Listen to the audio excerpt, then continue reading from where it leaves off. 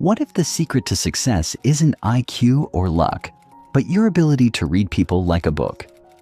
This audiobook reveals the hidden art of social intelligence, the skill that shapes influence, connection, and power.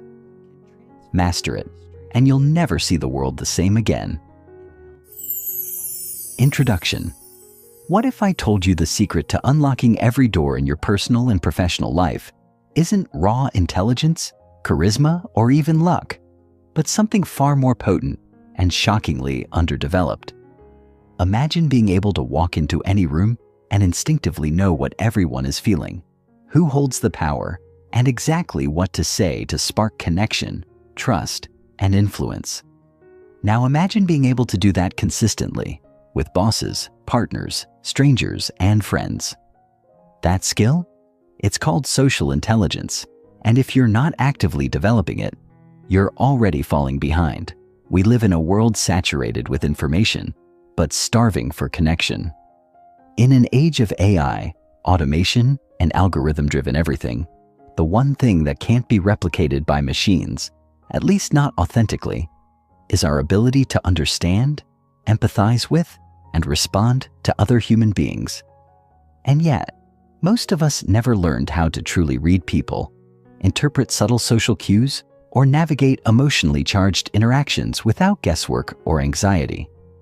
Instead, we fumble through conversations, misread intentions, miss opportunities, and wonder why we feel out of sync in relationships and teams. The truth is, intelligence alone won't get you ahead. Emotional sensitivity is not enough. The real edge, the invisible currency of success, is social intelligence. Let's get one thing straight from the outset. Social intelligence is not the same as emotional intelligence. Emotional intelligence is about knowing your own emotions and managing them. It's personal, inward-focused. Social intelligence is something else entirely. It's external. It's about how you perceive, interpret, and respond to others. It's about recognizing the emotions and intentions behind people's words, their silences, their body language. It's the uncanny ability to read a room, to know when to speak and when to listen, when to push and when to pause. Social intelligence is what makes some people magnetic, while others are forgettable. It's why some leaders inspire loyalty and others struggle with disengaged teams. It's why some individuals build powerful networks effortlessly, while others remain invisible in the crowd. Here's the twist most people don't realize. Social intelligence isn't fixed. It's not a gift bestowed at birth to a lucky few. It's a skill. And like any skill, it can be learned, trained, and mastered. This book isn't about giving you surface-level tricks or vague, feel-good advice. It's a deep dive into the mechanics of social mastery, how to read people with precision, respond with confidence, and leave a lasting impression everywhere you go. You'll learn the unspoken rules that govern conversations, connection, and trust.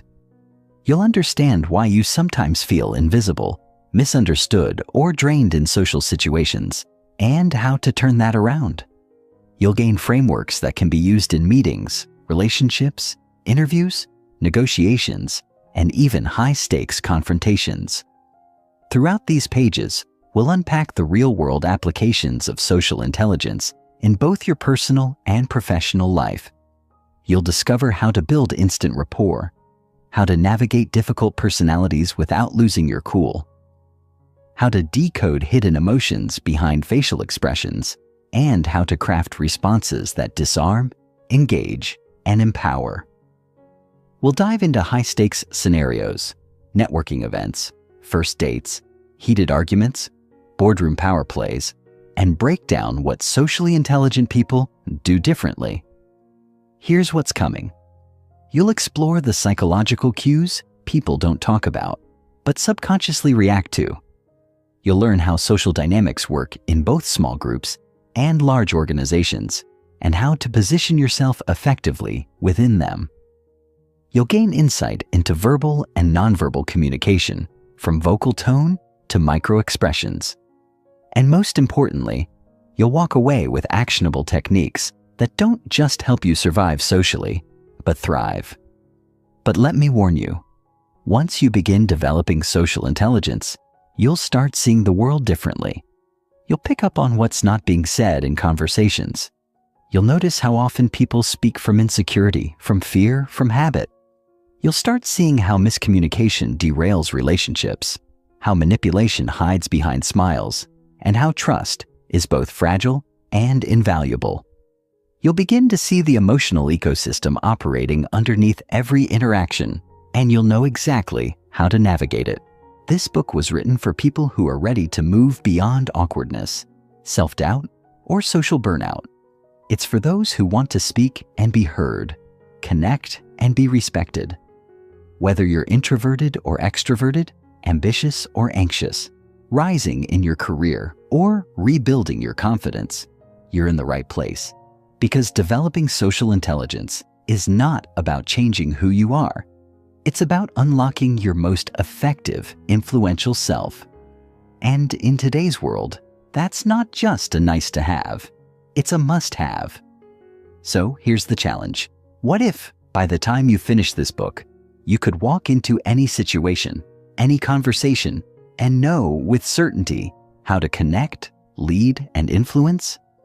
What if you could finally feel at ease in your own skin, knowing you have the tools to navigate any social terrain?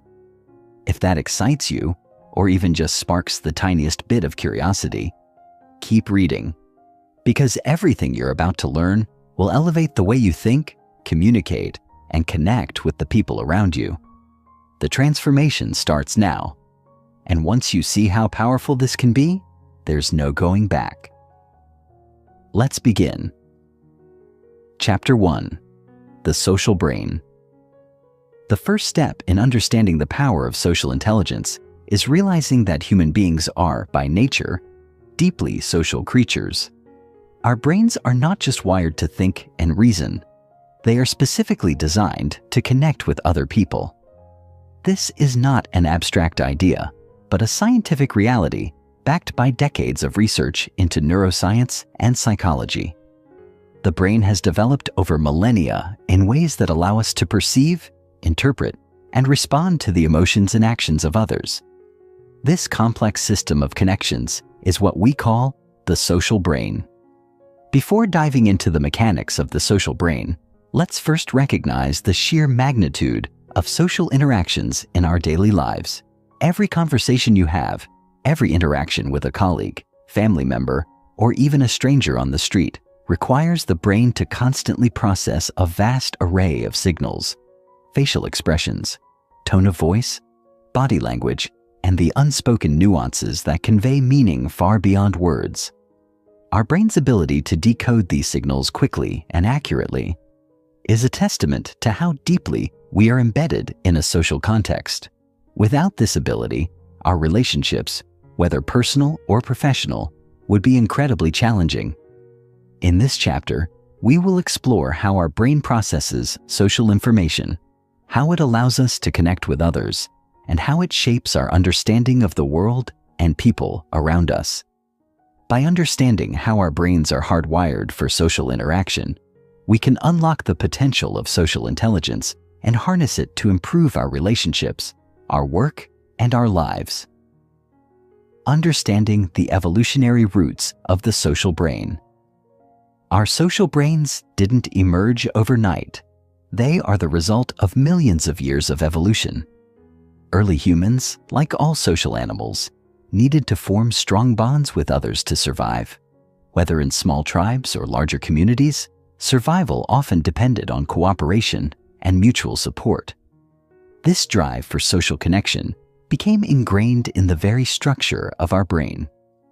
As a result, human beings evolved specialized neural systems that help us navigate the complex web of social interactions.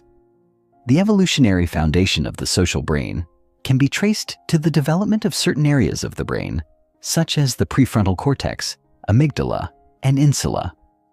These brain regions play key roles in processing emotions, reading facial expressions, and understanding social cues.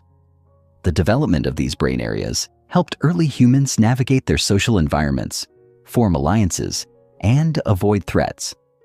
This evolutionary adaptation was crucial for survival, and it laid the foundation for the sophisticated social intelligence we possess today. One of the most fascinating aspects of the human brain is the presence of mirror neurons, which are specialized cells that allow us to empathize with others. When we observe someone performing an action or experiencing an emotion, these neurons fire in our brain as though we were doing the same thing. This enables us to feel what others feel and understand their emotions more deeply. Mirror neurons are a key component of empathy, and they form a vital part of our social brain. This neural mechanism allows us to connect with others on a deeply emotional level, and it is the basis for the powerful sense of shared experience that forms the foundation of human relationships. The role of the prefrontal cortex, a social decision maker. One of the most critical brain regions involved in social intelligence is the prefrontal cortex, PFC, the area at the front of the brain that is responsible for higher-level thinking, decision-making, and self-regulation. This area of the brain helps us make decisions based not only on logic, but also on social and emotional considerations. The PFC is what allows us to weigh social consequences, to choose behaviors that align with our values, and to regulate our impulses in social settings. When you meet someone new, the prefrontal cortex is at work. It's not just analyzing what that person is saying, but also interpreting their body language, facial expressions, and the tone of their voice. The PFC helps us assess the emotional context of a conversation and decide how to respond. This complex decision-making process often happens in split seconds, demonstrating just how deeply our brain is attuned to social interactions. Over time, these quick assessments become second nature, allowing us to navigate social situations with ease. The prefrontal cortex also plays a role in managing social relationships. It helps us maintain self-control in difficult social situations, whether it's restraining from saying something inappropriate or recognizing when to speak up in a group conversation. It helps us understand the emotional landscape of a situation and decide how best to engage with others. The prefrontal cortex's ability to process social information is what allows us to navigate the complexities of group dynamics, whether at work or in personal relationships. The amygdala, the emotional signal center. Another key player in the social brain is the amygdala, the brain's emotional alarm system. The amygdala is responsible for detecting threats in our environment and triggering the appropriate emotional response. This could be a feeling of fear when encountering danger or joy when seeing a loved one. But the amygdala's role extends beyond basic survival instincts. It also plays a significant role in social interactions. In social situations, the amygdala helps us process the emotional signals of others. When we see someone's facial expression, hear the tone of their voice, or observe their body language, the amygdala helps us interpret those signals and decide how to react. For example, if someone is smiling and speaking warmly, the amygdala signals that the person is approachable and friendly. Conversely, if someone is frowning or crossing their arms, the amygdala may alert us to potential hostility or discomfort. These rapid emotional responses are crucial for navigating social situations quickly and efficiently. Interestingly, the amygdala is also involved in the process of social learning. It helps us remember emotional experiences and associate them with certain people or situations. This learning process is essential for building social intelligence. Over time, as we have more social experiences, the amygdala helps us refine our ability to understand and respond to the emotions of others. This learning process allows us to adapt our social behaviors, becoming more attuned to the needs and feelings of those around us. The insula, a gateway to empathy. The insula, a region deep within the brain, plays a crucial role in empathy. It is responsible for processing bodily sensations and emotions, and it helps us feel the emotional states of others. The insula's role in empathy can be understood through its involvement in processing feelings like pain, disgust, and pleasure, emotions that we often experience when interacting with others. When we observe someone in distress or suffering, the insula activates, allowing us to feel a sense of shared emotion. This neural mechanism helps us empathize with others, forming the foundation of compassionate behavior. The insula is also involved in social decision-making, as it helps us assess the emotional consequences of our actions. It plays a role in moral decision-making, allowing us to consider how our behaviors affect the well-being of others. In this way, the insula is critical to our ability to connect with others on a deep emotional level. It enables us to recognize the emotional states of those around us and respond in ways that promote empathy and understanding. The insula's function is central to social intelligence, as it allows us to tune into the feelings of others and react appropriately. The brain's social architecture is incredibly complex, but it's also remarkably efficient. From the prefrontal cortex that guides our decision-making, to the amygdala that processes emotional signals, to the insula that allows us to empathize with others. Every part of the brain plays a role in how we understand and respond to the people around us. This chapter has only begun to scratch the surface of how the brain processes social information. In the next sections, we'll explore how these neural systems work together to shape our behavior in social situations. We'll also examine how social intelligence can be developed and refined, and how we can apply this knowledge to improve our relationships and success in both our personal and professional lives. Understanding the social brain is the first step in mastering social intelligence. By recognizing how our brains are wired for connection, we can begin to appreciate the power of empathy, communication, and emotional awareness in building meaningful relationships. In the chapters that follow, we'll continue to explore the nuances of social intelligence, equipping you with the tools you need to connect with others in ways that are authentic, empathetic, and effective. Chapter 2: The Nature of Empathy. Defining empathy and its role in human connection. Empathy is often referred to as the ability to understand and share the feelings of another person. But empathy is more than just feeling for someone else. It's a complex and dynamic process involving both emotional and cognitive components. It's the cornerstone of our social intelligence, a key ingredient that enables us to forge strong, meaningful connections with the people around us. In simple terms, empathy is what allows us to put ourselves in someone else's shoes, to feel what they're feeling, and to respond in a way that is supportive and compassionate. When someone shares their grief with us, empathy allows us to feel their sadness. When someone experiences joy, empathy allows us to celebrate with them. It is, in many ways, the thread that binds us to others, allowing us to relate to their emotions and experiences. However, empathy is not a one-size-fits-all concept.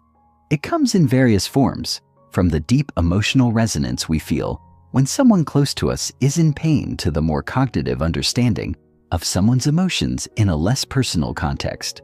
While empathy can feel automatic, it is a skill, one that is shaped by both biology and experience. In this chapter, we will explore the multiple dimensions of empathy, how it works in the brain, and how it influences our social interactions. The emotional and cognitive components of empathy. Empathy is commonly divided into two components: emotional empathy and cognitive empathy. Emotional empathy refers to the capacity to directly feel another person's emotions. When someone else is sad, we might feel sadness as well. This form of empathy involves our ability to sense and resonate with the emotional states of others. It's what allows us to connect with someone who is grieving or anxious, as we can feel those emotions in our own bodies. Cognitive empathy, on the other hand, is the ability to understand what someone else is going through, even if we don't necessarily feel the same emotions. It's the ability to step back and recognize someone else's emotional state without becoming overwhelmed by it. Cognitive empathy allows us to empathize with someone even if we haven't experienced the same situation they're going through. For example, we may not have experienced a specific type of loss, but cognitive empathy enables us to understand how that loss might feel to someone else. Both forms of empathy are essential in social interactions. Emotional empathy enables us to bond with others on an emotional level, to offer comfort and support in moments of distress. Cognitive empathy, however, allows us to navigate social situations with greater understanding and perspective. By balancing both emotional and cognitive empathy, we can respond to others in ways that are not only compassionate, but also appropriate to the context. The neuroscience of empathy. Empathy is not just a social or emotional phenomenon. It has deep roots in the structure of the brain. At its core, empathy is a brain function, and understanding how the brain facilitates empathy can give us a deeper appreciation for its power in our social lives. The brain regions most involved in empathy include the anterior insula, the anterior cingulate cortex, and the mirror neuron system. The insula, which we briefly touched upon in Chapter 1, plays a significant role in both emotional and cognitive empathy. It is responsible for processing bodily sensations and emotions. The insula is activated when we observe someone in pain or distress, and it enables us to feel that distress in our own bodies. It's as though the insula allows us to mirror another person's emotional state, which is why it's often referred to as the empathy center of the brain. The anterior cingulate cortex, ACC, also plays a crucial role in empathy, especially in terms of emotional regulation. When we experience empathy for someone else, the ACC helps us process those emotions and decide how to respond. It enables us to modulate our emotional reactions, ensuring that we don't become overwhelmed by the emotions of others. This regulation is important because it helps prevent emotional burnout or the inability to respond in a helpful way. Perhaps the most fascinating aspect of empathy at the neurological level is the role of mirror neurons. Mirror neurons are specialized brain cells that fire both when we perform an action and when we observe someone else performing the same action. These neurons form the basis for our ability to understand the emotions and intentions of others. When we see someone smiling, our mirror neurons fire as though we are smiling ourselves. When we witness someone in pain, the same neurons fire, allowing us to feel their discomfort. Mirror neurons provide the foundation for both emotional and cognitive empathy, enabling us to resonate with others' experiences and emotions. The impact of empathy on social behavior. Empathy has a profound impact on how we behave in social situations. It guides our actions, informs our decisions, and influences our relationships in subtle but powerful ways. When we empathize with someone, we are more likely to engage in prosocial behaviors, actions that benefit others and promote social harmony. For instance, when we see someone in distress, our empathy often motivates us to offer support or help. This could be as simple as offering a comforting word, providing physical assistance, or offering our time and attention. Empathy drives us to care for others, to act in ways that foster connection and understanding.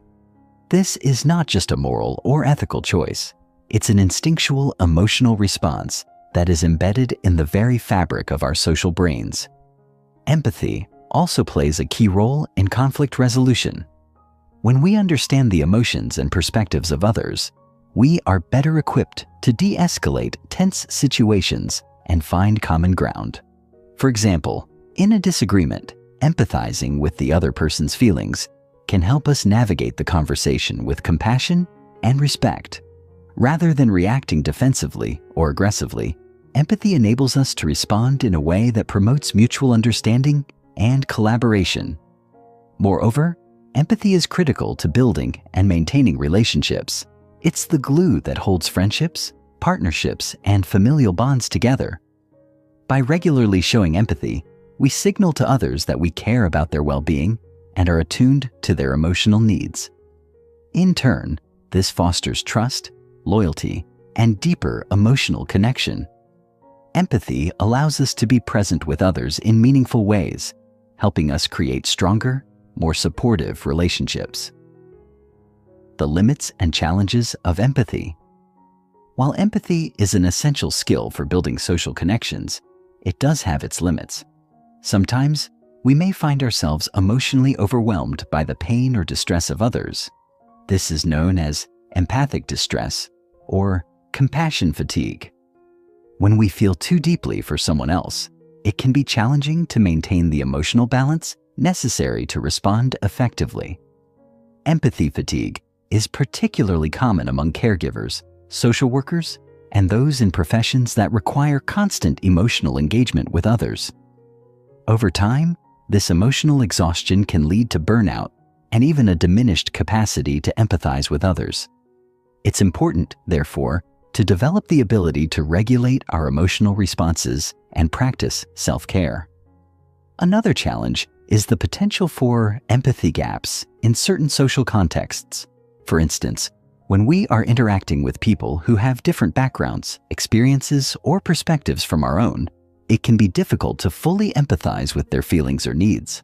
Cultural differences, for example, can create barriers to empathy, as we may not fully understand or relate to the experiences of others.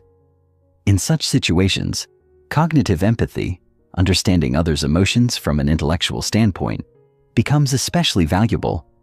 By actively seeking to understand someone's perspective, even if we don't feel the same emotions, we can still engage empathetically. Cultivating and expanding empathy. Empathy, like any other skill, can be cultivated and strengthened over time.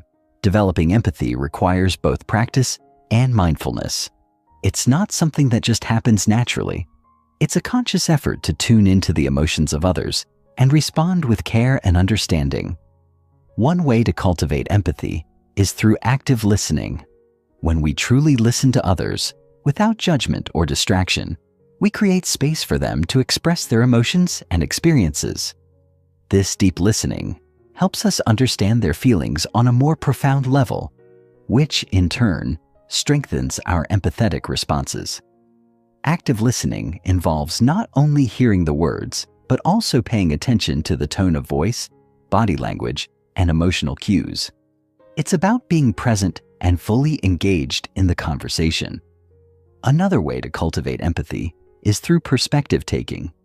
This involves making a conscious effort to see the world through another person's eyes. It's about trying to understand their thoughts, feelings, and experiences, even if we don't share them. Perspective taking is a powerful tool for expanding our empathy, as it helps us understand people who are different from us, whether culturally, socially, or emotionally.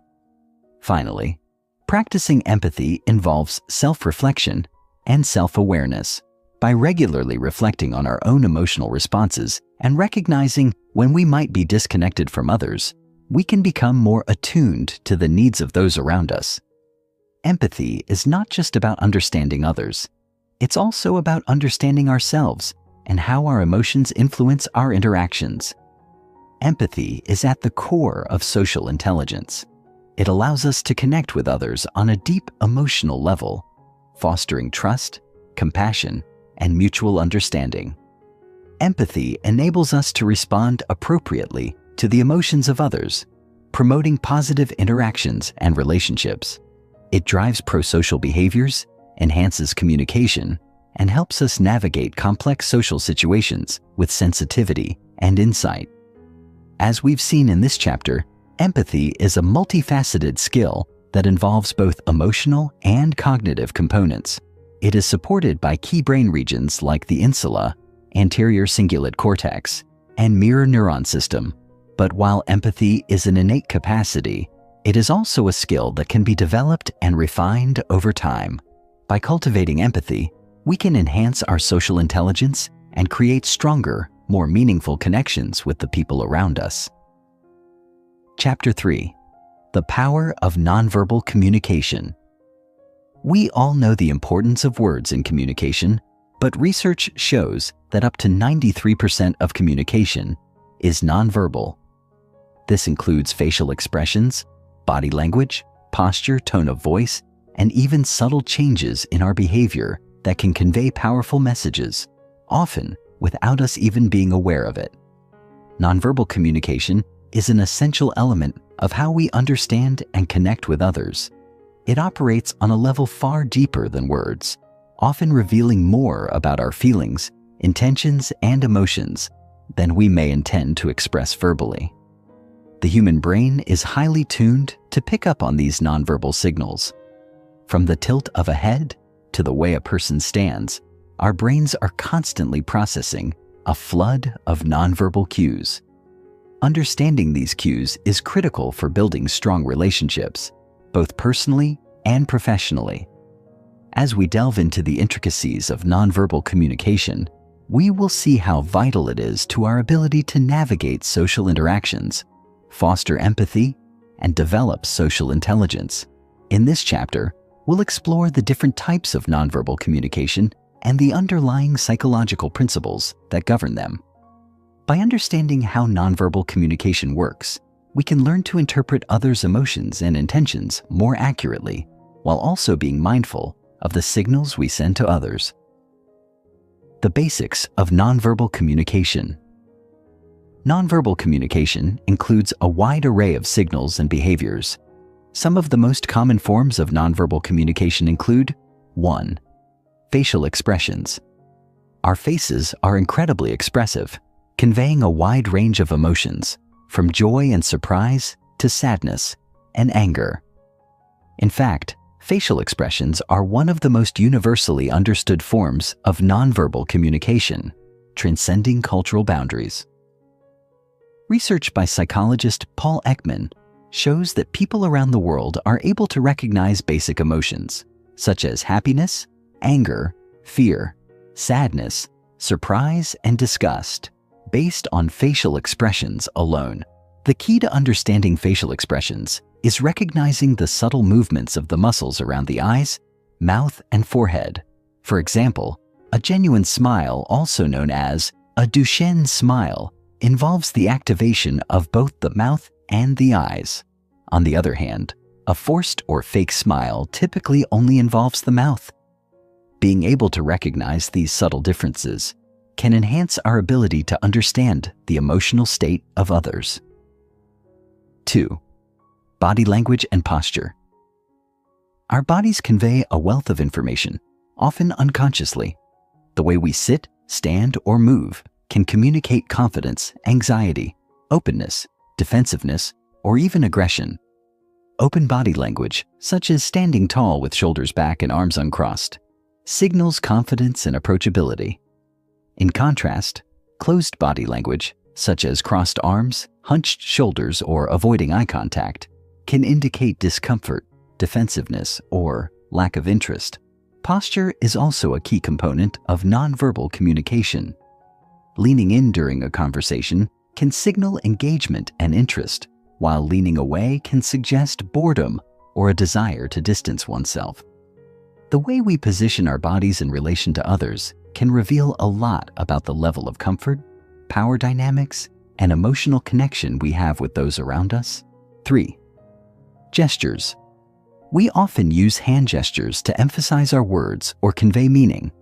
These gestures can be both cultural and universal. For instance, a thumbs up is generally understood as a sign of approval in many cultures, while a wave signifies a greeting or farewell. However, the meanings of some gestures can vary widely between cultures. For example, the gesture of crossing one's fingers to indicate hope or good luck may be understood in one culture but not in another. The frequency, intensity, and type of gestures we use can also reveal our emotional state. Nervousness may cause someone to fidget or make repetitive gestures, while confidence can be shown through deliberate, expansive hand movements. 4. Eye contact. Eye contact is one of the most powerful forms of nonverbal communication. It is often said that the eyes are the windows to the soul, and this is because they convey so much information about how we're feeling. A prolonged gaze can communicate interest, affection, or even dominance, while avoiding eye contact may indicate shyness, dishonesty, or discomfort. Cultural differences also play a significant role in the interpretation of eye contact.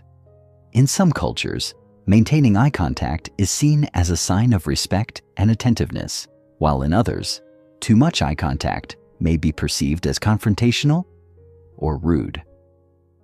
5. Tone of voice and paralanguage.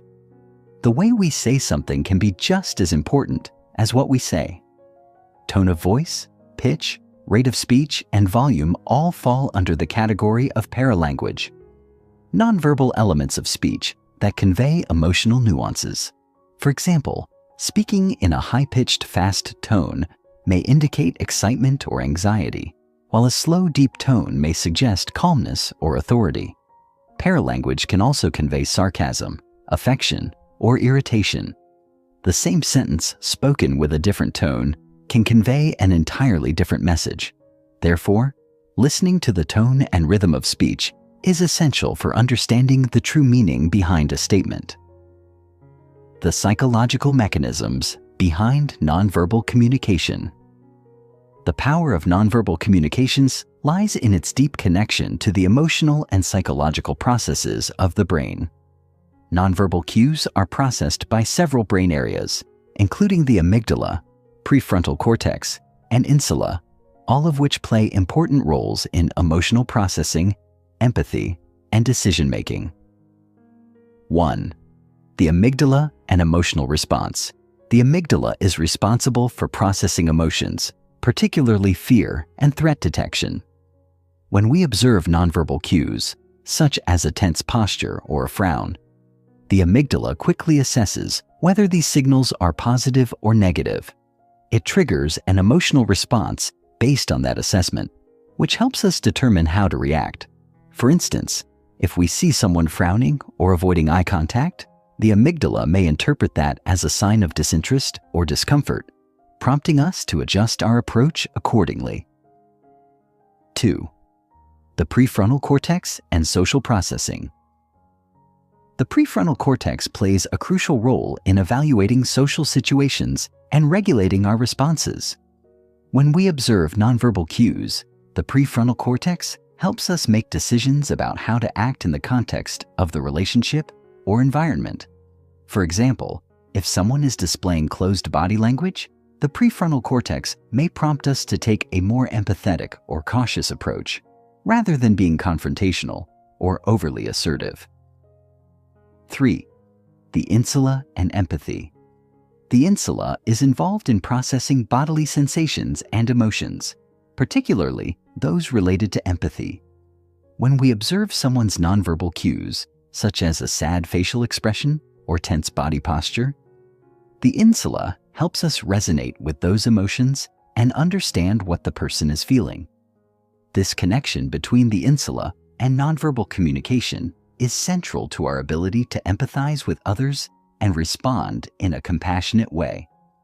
The role of nonverbal communication in building trust and rapport. Nonverbal communication plays a critical role in the development of trust and rapport. Trust is the foundation of all meaningful relationships, and nonverbal cues are often the first indicators of trustworthiness or distrust. A warm smile, a firm handshake, or an open posture can immediately signal trustworthiness, while a lack of eye contact, crossed arms, or fidgeting may suggest discomfort or dishonesty. One of the most important aspects of nonverbal communication is its ability to create a sense of connection. When we mirror another person's body language, posture, or gestures, known as mirroring or matching, we subconsciously signal to them that we are on the same wavelength. This mirroring behavior is a natural way to build rapport and trust. It signals empathy and understanding, which are essential for establishing a positive connection. In addition, nonverbal communication can enhance the effectiveness of verbal communication.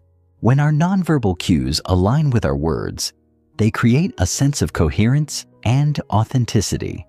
For example, when someone says they're happy to see you, but their arms are crossed and they avoid eye contact, the message may feel insincere. In contrast, when someone's verbal message is reinforced with open body language, a warm smile, and direct eye contact, the message feels genuine and trustworthy. How to improve your nonverbal communication skills.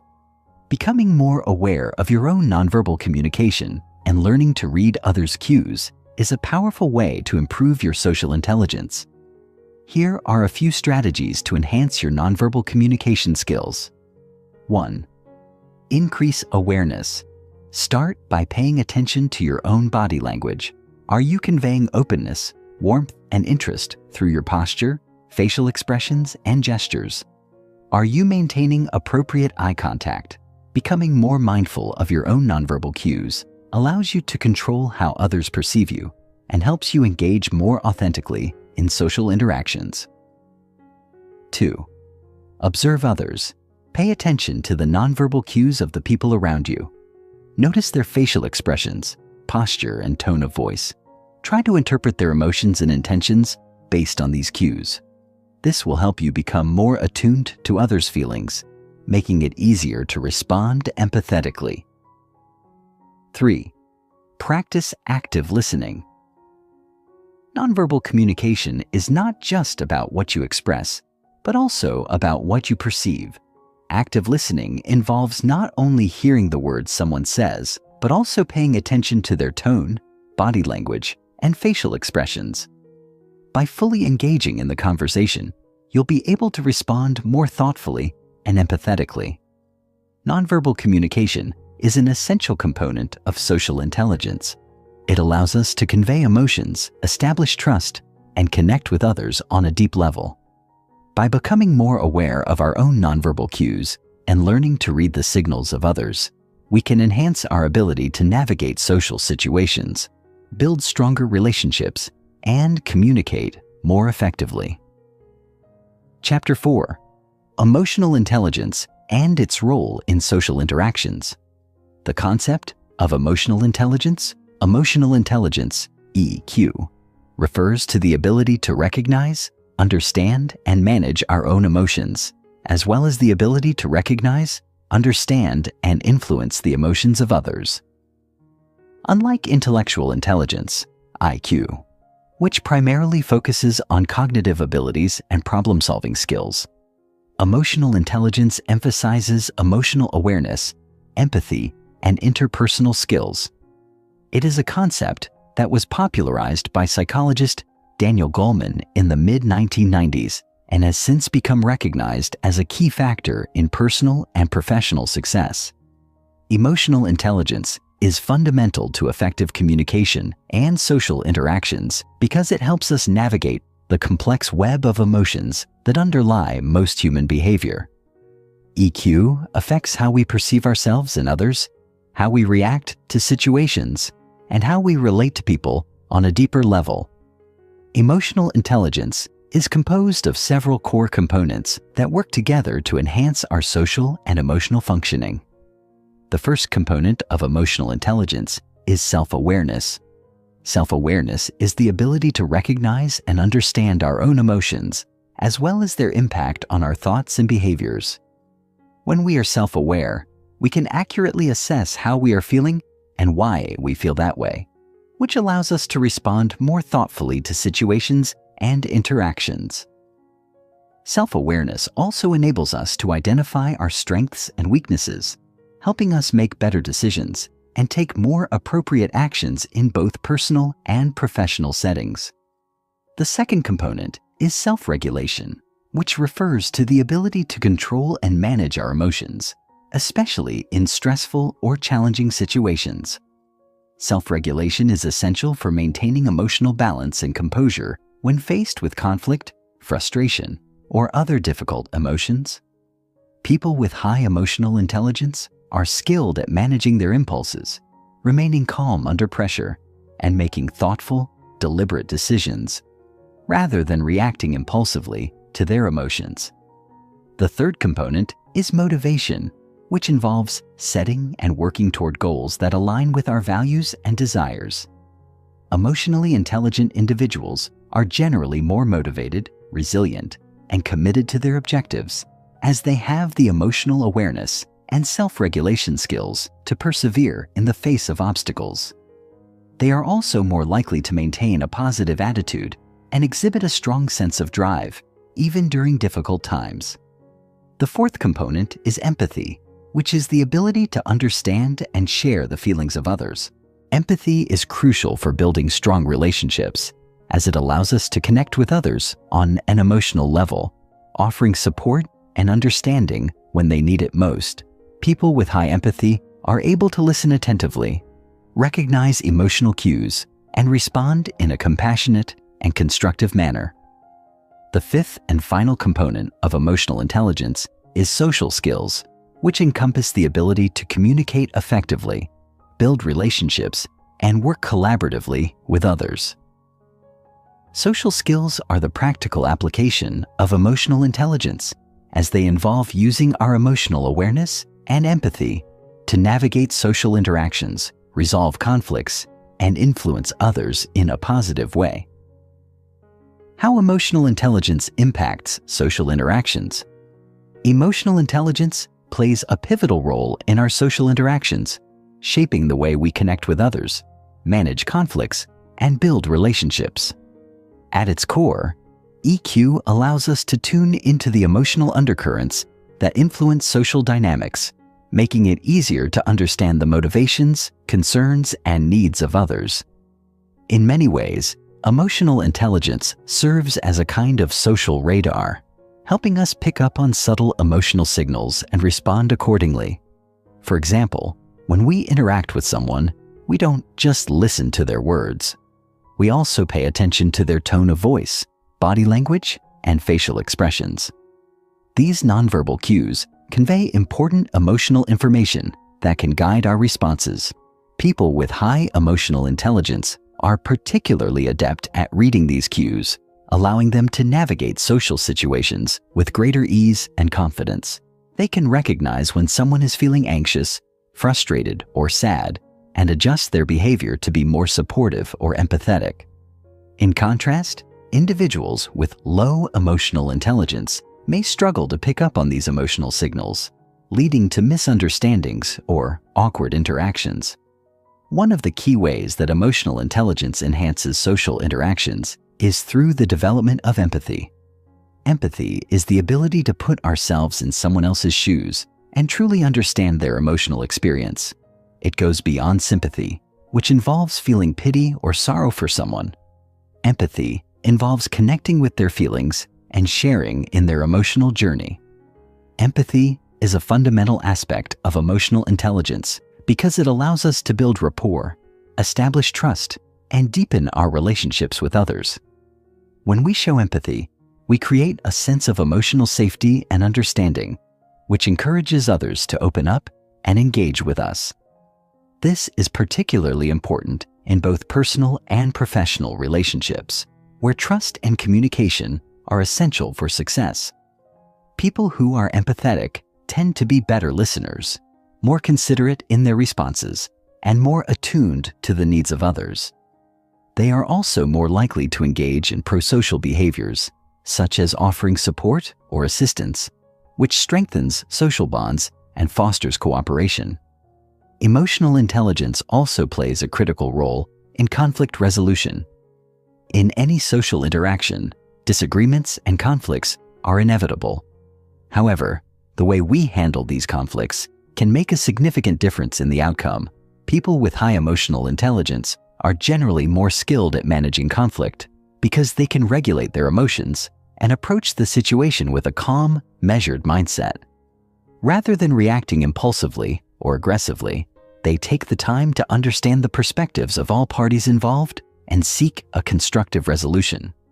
They are able to de-escalate tense situations, facilitate productive conversations, and find common ground, even when emotions are running high. In contrast, individuals with low emotional intelligence may become defensive, argumentative, or dismissive during conflicts, which can lead to further tension and damage to the relationship. By understanding and managing our emotions, we are better equipped to navigate disagreements in a way that promotes collaboration and mutual respect. Furthermore, Emotional intelligence is crucial for building and maintaining positive relationships, both personally and professionally. Relationships are built on trust, communication, and mutual respect, and emotional intelligence enhances all of these components.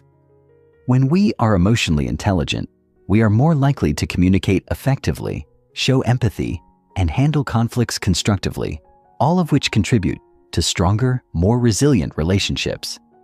In a professional context, emotional intelligence is particularly valuable as it helps individuals collaborate more effectively, lead teams with greater skill, and navigate complex social dynamics in the workplace. Leaders with high emotional intelligence are more likely to inspire loyalty, motivate their teams, and create a positive work environment. They are also better at managing stress and staying focused under pressure, which allows them to make better decisions and lead by example. Emotional intelligence is also important for networking and building connections, as it enables individuals to connect with others on a personal level and build rapport quickly. The benefits of emotional intelligence. The benefits of emotional intelligence are vast and far-reaching. Research has shown that individuals with high emotional intelligence tend to experience greater success in both their personal and professional lives. They are more likely to have fulfilling relationships, higher levels of job satisfaction, and better overall mental health. This is because emotional intelligence allows us to better manage our emotions, navigate social situations, and build stronger, more supportive relationships. People with high EQ are also more likely to be resilient in the face of adversity, as they are able to regulate their emotional responses to stress and maintain a positive outlook. This resilience is particularly important in today's fast-paced, often unpredictable world, where change and uncertainty are constants. In addition to improving personal and professional relationships, emotional intelligence is also linked to improved physical health. Studies have found that individuals with high emotional intelligence are less likely to experience stress-related health problems, such as high blood pressure or heart disease. This is likely because emotional intelligence helps individuals manage their emotions in a healthy way, reducing the harmful effects of chronic stress. By learning to regulate our emotions, we can lower our stress levels, improve our immune system function, and enhance our overall well-being. Another key benefit of emotional intelligence is its role in enhancing leadership skills. Leaders with high emotional intelligence are better equipped to inspire and motivate their teams, resolve conflicts, and foster a positive work culture. They are also more adept at understanding the emotional needs of their employees and providing the support and guidance necessary for success. Research has shown that emotionally intelligent leaders are more likely to earn the trust and respect of their employees, which leads to higher levels of engagement, productivity, and job satisfaction.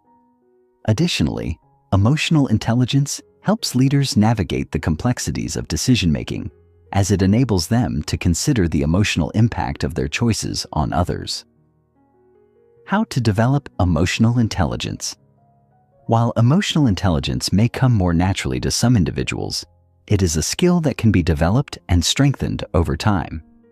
The process of improving emotional intelligence involves building self-awareness, practicing emotional regulation, and developing empathy and social skills. Here are some strategies to help you enhance your emotional intelligence. 1. Practice self-reflection. Self-awareness is the foundation of emotional intelligence, and it begins with self-reflection. Take time each day to reflect on your emotions, thoughts, and behaviors. Ask yourself how you felt during different interactions, what triggered those emotions, and how your reactions affected the outcome of the situation. Journaling can be a helpful tool for self-reflection, as it allows you to process your thoughts and emotions in a constructive way. 2. Regulate your emotions. Emotional regulation is a skill that can be developed through mindfulness and relaxation techniques. Practice techniques such as deep breathing, meditation, or progressive muscle relaxation to help you stay calm and focused in stressful situations. By learning to manage your emotions, you can reduce impulsive reactions and respond more thoughtfully to challenges.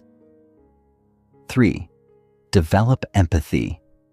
Empathy is a key component of emotional intelligence, and it can be cultivated through active listening and perspective taking. Practice listening attentively to others without interrupting or judging. Try to understand their emotions and experiences and respond in a supportive and compassionate manner. 4. Enhance your social skills. Social skills are the practical application of emotional intelligence. To improve your social skills, focus on building rapport, resolving conflicts constructively, and communicating effectively. Practice being open, approachable, and assertive in your interactions with others. Emotional intelligence is a powerful tool that can transform the way we interact with others, manage our emotions, and navigate social situations. By developing our emotional intelligence, we can build stronger relationships, handle conflicts more effectively, and become more successful in both our personal and professional lives. EQ is not just about being aware of our emotions. It's about understanding the emotions of others, regulating our own emotional responses, and using this awareness to create positive, meaningful connections. As we continue to enhance our emotional intelligence, we unlock the potential to foster deeper relationships, improve our communication, and become more empathetic, compassionate individuals. Chapter 5. Mastering the Art of Communication. Understanding the importance of effective communication. Communication is often described as the backbone of all human relationships, whether personal or professional. It is the primary tool we use to express ourselves, connect with others, and navigate the complex web of emotions, ideas, and intentions that underpin our interactions. While many people may assume that communication is as simple as speaking and listening, it is far more nuanced than that. True communication involves the ability to convey ideas, emotions, and intentions clearly and effectively, while also being able to understand and respond to the messages others are sending. In fact, effective communication is a key determinant of success in nearly every aspect of life, whether it's fostering strong relationships, advancing in a career, or resolving conflicts. Without effective communication, misunderstandings, frustration, and isolation are likely to occur, often resulting in unnecessary conflict or disconnection. By mastering the art of communication, we can build better relationships, collaborate more efficiently, and navigate the challenges of daily life with greater ease. At its core, communication is a two-way process. It involves not only the transmission of information, but also the reception and interpretation of that information.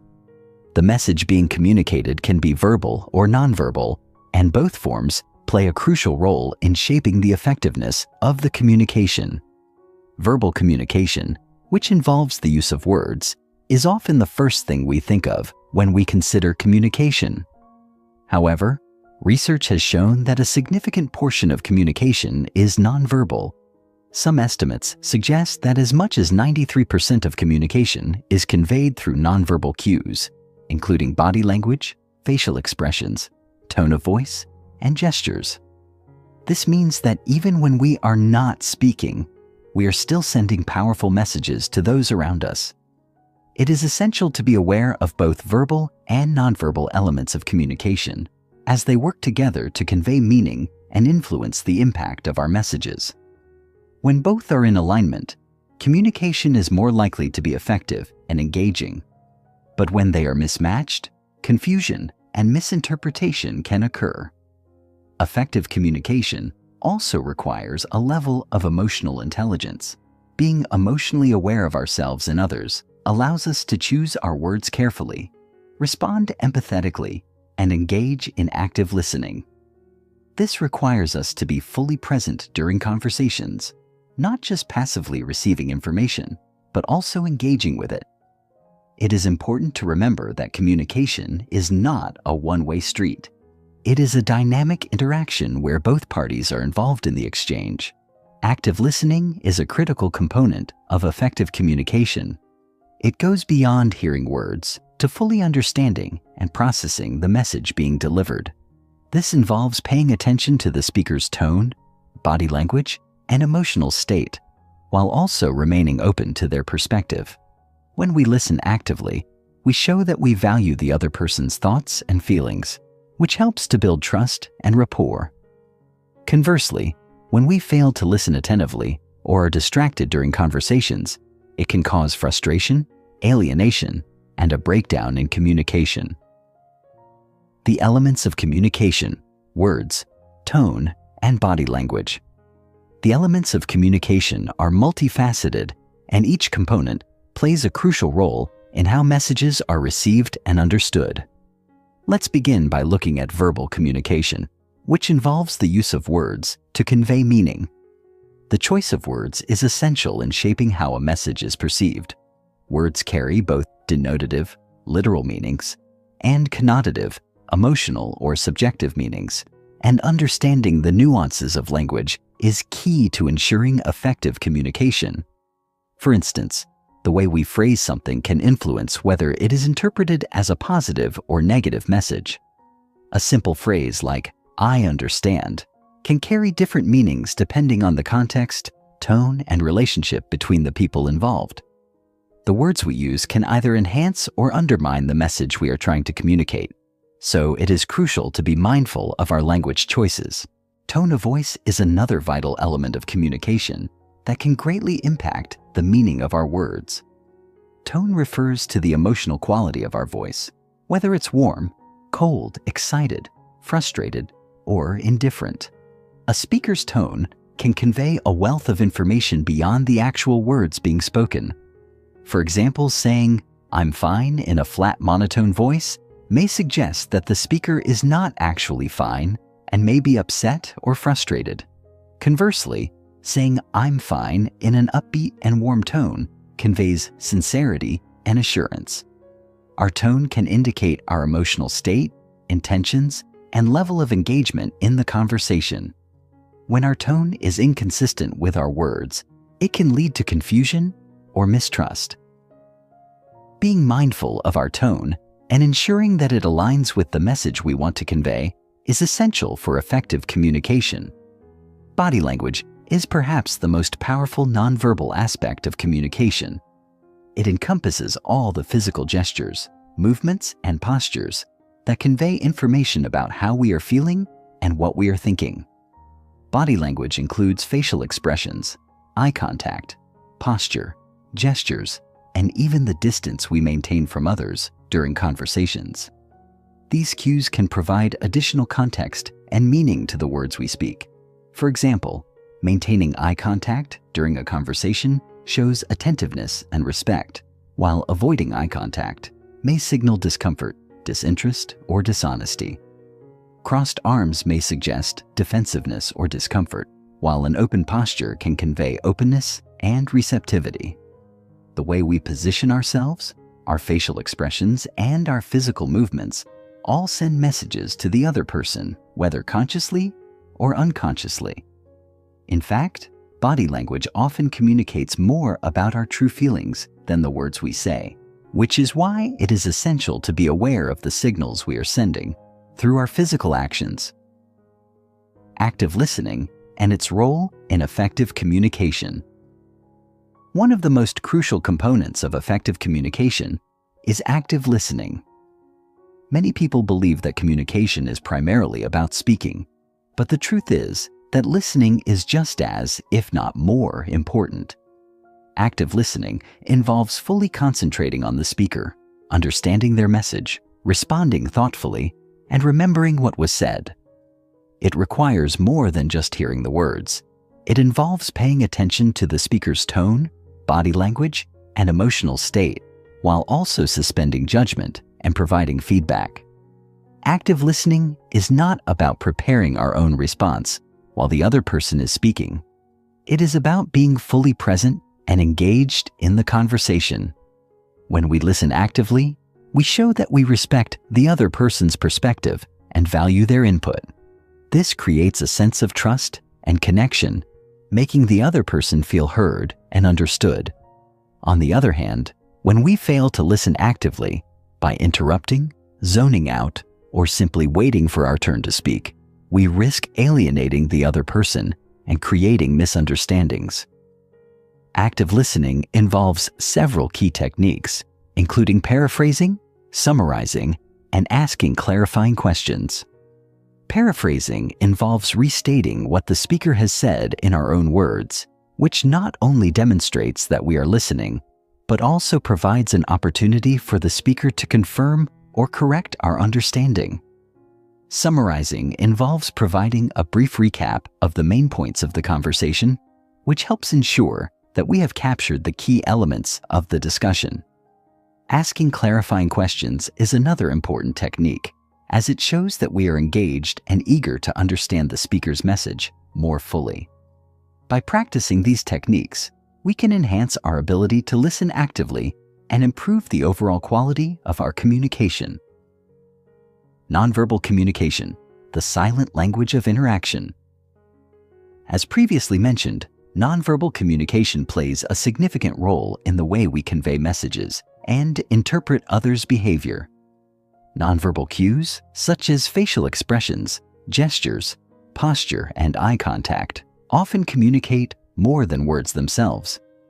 These cues can provide insight into a person's emotions, intentions, and attitudes, sometimes revealing more about what they are thinking or feeling than their spoken words. In fact, research suggests that up to 93% of communication is nonverbal, with 55% of communication coming from body language, 38% from tone of voice, and only 7% from the actual words used. Given the powerful influence of nonverbal communication, it is essential to pay attention to these cues, both in ourselves and in others. One of the most important aspects of nonverbal communication is body language, which can convey a range of emotions and attitudes. For example, crossed arms may indicate defensiveness or resistance, while an open posture suggests openness and receptivity. Similarly, a warm, genuine smile can convey friendliness and approachability, while a frown or scowl may indicate displeasure or anger. Eye contact is another crucial component of nonverbal communication. Maintaining eye contact shows attentiveness and respect, while avoiding eye contact can suggest discomfort, dishonesty, or disinterest. The way we position our bodies in relation to others also sends nonverbal messages. Standing or sitting with an open posture and leaning slightly forward can communicate interest and engagement, while turning away or crossing our arms may signal disengagement or discomfort.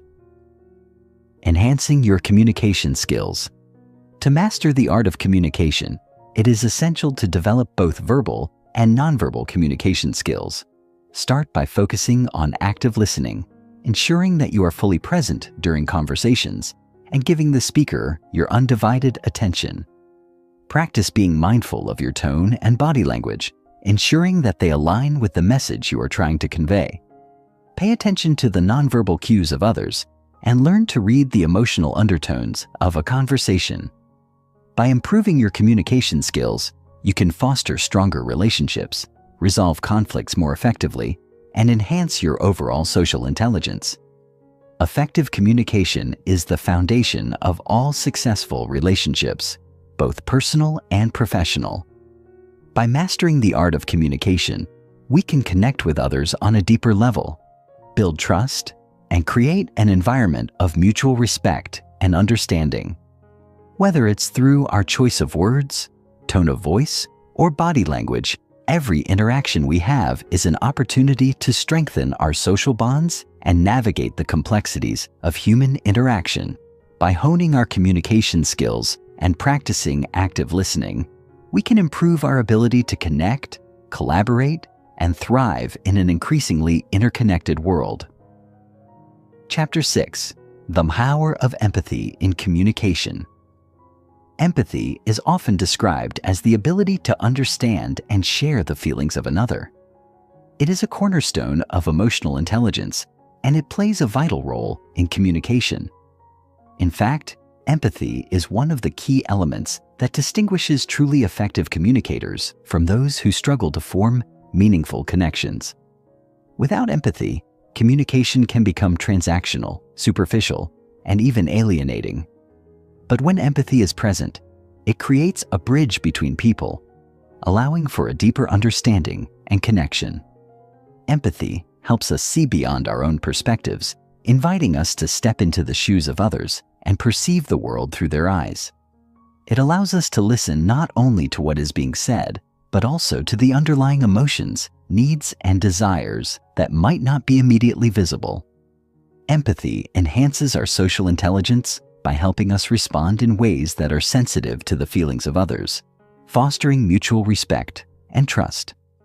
This chapter will delve deeper into the nature of empathy, its impact on communication, and practical ways to cultivate this essential skill.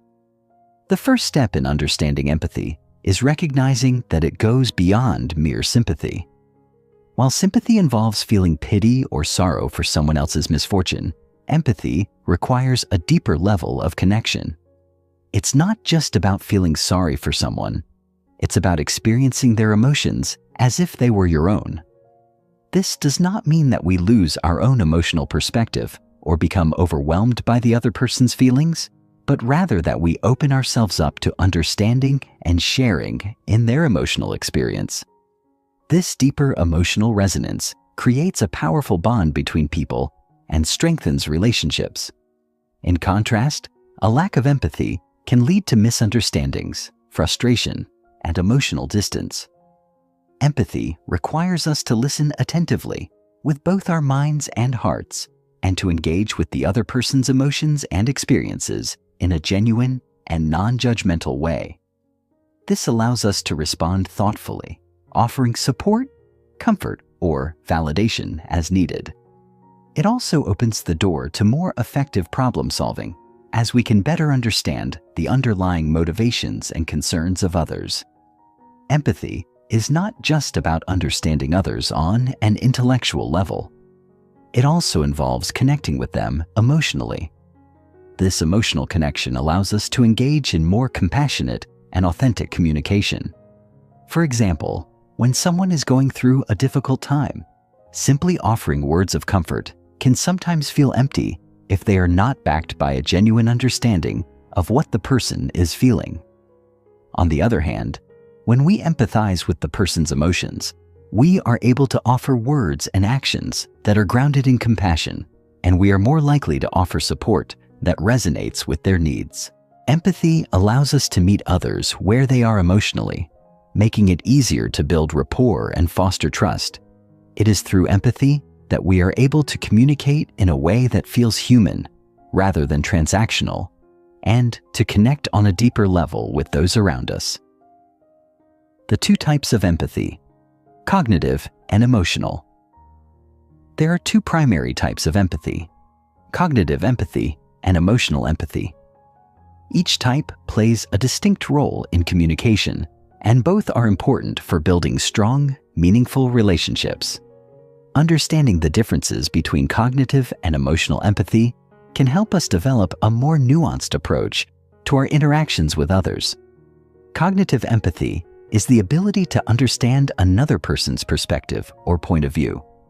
It involves recognizing and grasping the thoughts, beliefs, and intentions of others. In other words, cognitive empathy allows us to put ourselves in someone else's shoes intellectually, understanding their reasoning and worldview. This type of empathy is particularly useful in situations that require problem solving, conflict resolution, or negotiation. For example, when a colleague presents a differing opinion, cognitive empathy enables us to understand their argument and the reasons behind it, even if we don't agree. This understanding allows us to engage in a more productive and respectful discussion, rather than resorting to defensiveness or aggression. Cognitive empathy is also crucial in professional environments, where it helps us work collaboratively with diverse teams, communicate effectively with clients, and navigate the complexities of social dynamics. It allows us to engage with others' ideas and perspectives without judgment, making it easier to find common ground and build consensus. On the other hand, emotional empathy involves feeling what another person is feeling. It is the ability to share in the emotional experience of others, such as feeling their joy, sadness, frustration, or fear. Emotional empathy allows us to connect with others on a deep, visceral level, enabling us to respond with genuine compassion and care. This type of empathy is particularly important in personal relationships, as it fosters emotional intimacy and understanding. For example, when a friend is grieving the loss of a loved one, emotional empathy allows us to feel their pain and offer support that comes from a place of shared emotion. Emotional empathy also plays a crucial role in comforting others during times of distress, as it enables us to offer validation and emotional support that meets the person's needs. However, emotional empathy can also be challenging at times, as it requires us to confront and feel the emotions of others, which can be overwhelming or difficult. Balancing emotional empathy with cognitive empathy, understanding someone's feelings while also maintaining our own emotional boundaries, is key to maintaining healthy relationships and preventing emotional burnout. The role of empathy in building trust and connection. Empathy is a fundamental driver of trust and connection in relationships. When we demonstrate empathy, we signal to others that we are attuned to their feelings and needs, and that we care about their well-being. This creates an environment of psychological safety, where people feel comfortable expressing themselves without fear of judgment or rejection. Trust is the foundation of all strong relationships, and empathy is one of the key ingredients in building and maintaining that trust. When people feel understood and valued, they are more likely to open up, be honest, and engage in meaningful communication. Conversely, when empathy is lacking, communication can become strained, leading to misunderstandings, frustration, and disconnection. Empathy fosters a sense of belonging and validation. When someone feels that their emotions are recognized and understood, they are more likely to feel connected to the other person and to trust them. This is especially important in personal relationships, where emotional intimacy is a key factor in building lasting bonds. Empathy helps create a space where both parties can be vulnerable, share their thoughts and feelings, and engage in authentic communication.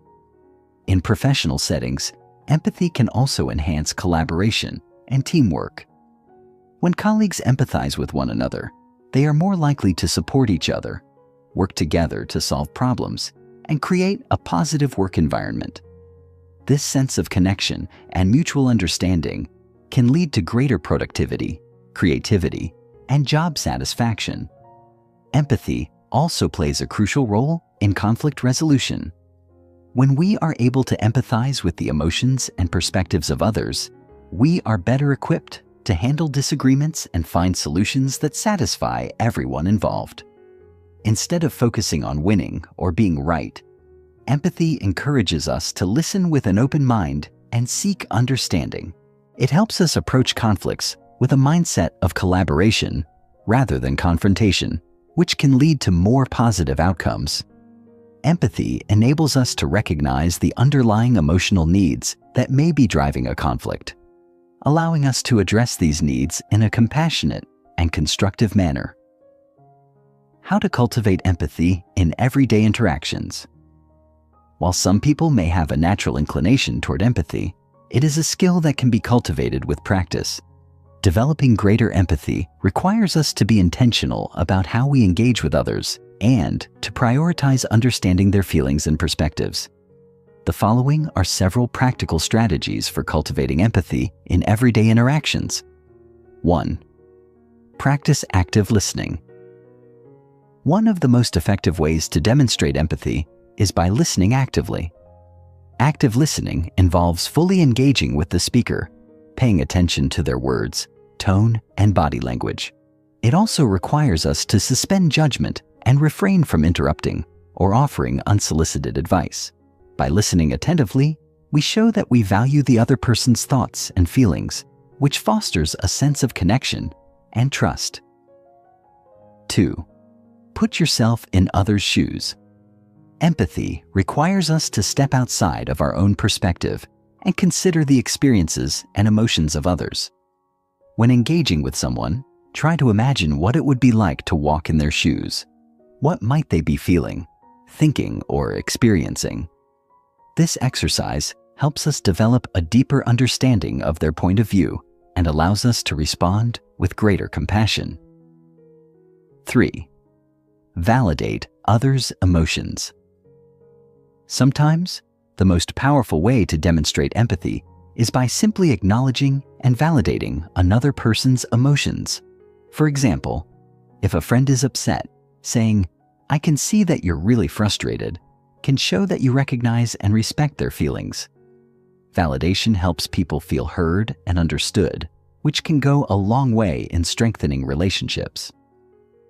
4. Be present and attentive. Empathy requires us to be present in the moment and to give our full attention to the person we are communicating with. Put away distractions, such as phones or other devices, and focus on the conversation at hand. Being present demonstrates that you value the other person and are committed to understanding their feelings. 5. Express compassion and support. Finally, empathy involves not just understanding, but also responding with compassion. Offer words of encouragement, comfort, or support that are appropriate to the situation. Whether it's offering a listening ear, a kind word, or a helping hand, expressing compassion helps to strengthen the bond between you and the other person. The challenges of empathy and how to overcome them. While empathy is an essential skill, it is not always easy to practice. There are several challenges that can make it difficult to empathize with others, including emotional exhaustion, biases, and cultural differences. For example, when we are emotionally drained or overwhelmed, it can be hard to muster the energy to empathize with others. In such cases, it's important to practice self-care and set boundaries to protect our emotional well-being. Additionally, we may have unconscious biases or assumptions that prevent us from truly understanding others, especially those who come from different backgrounds or perspectives. Overcoming these biases requires us to be open-minded, curious, and willing to challenge our own assumptions. By doing so, we can cultivate a deeper sense of empathy and connect with others on a more meaningful level. Empathy is the heart of effective communication and social intelligence. It allows us to build trust, foster understanding, and create deep, meaningful connections with others. Whether in personal relationships or professional settings, empathy is the key to navigating the complexities of human interaction with compassion and care.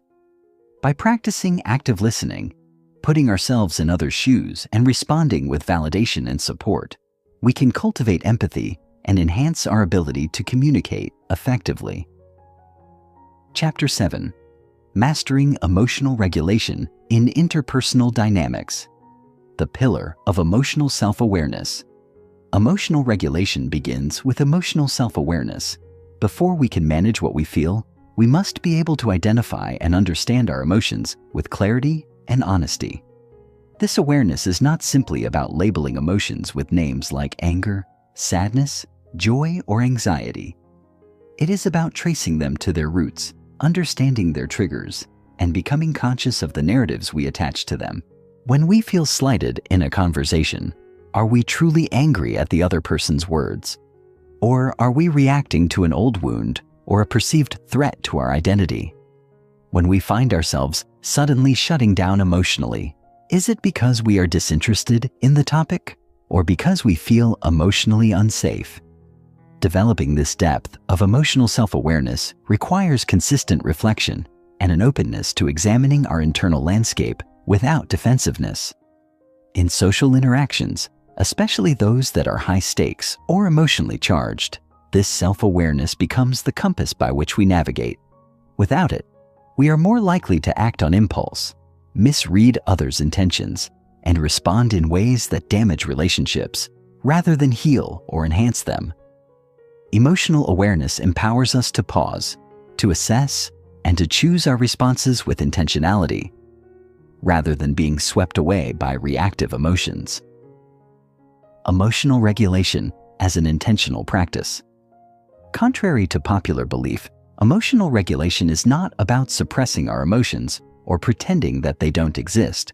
Rather, it is the process of managing our emotional responses so that they are appropriate to the context and aligned with our goals. Regulation involves both understanding and channeling our emotions, choosing how and when to express them, and finding ways to process and release them that are healthy and constructive. It may mean taking a deep breath before speaking in a moment of frustration, or choosing to delay a response when emotionally triggered. It may involve expressing disappointment without blame, or asserting a boundary with calm confidence rather than passive aggression.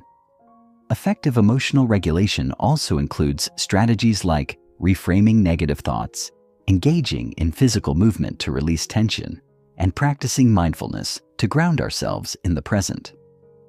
As we engage in this practice regularly, it becomes more intuitive. Our emotional reactions no longer control us.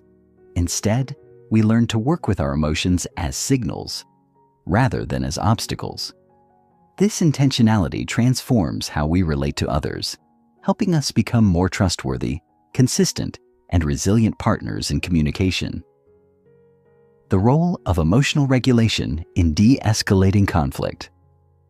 When conflict arises, and inevitably it will in any meaningful relationship, emotional regulation becomes a critical skill.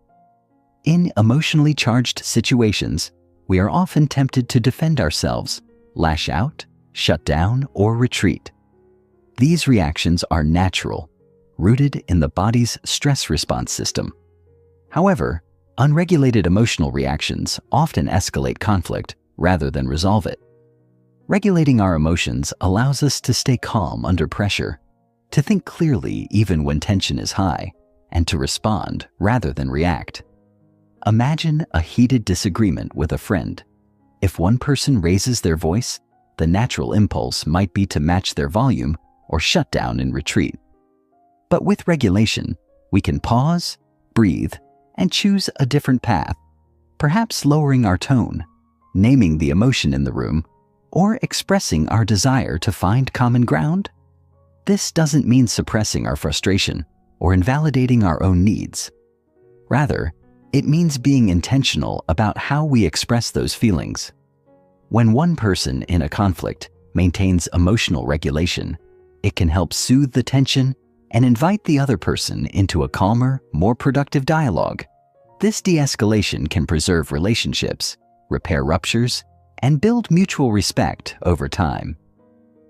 Building tolerance for emotional discomfort.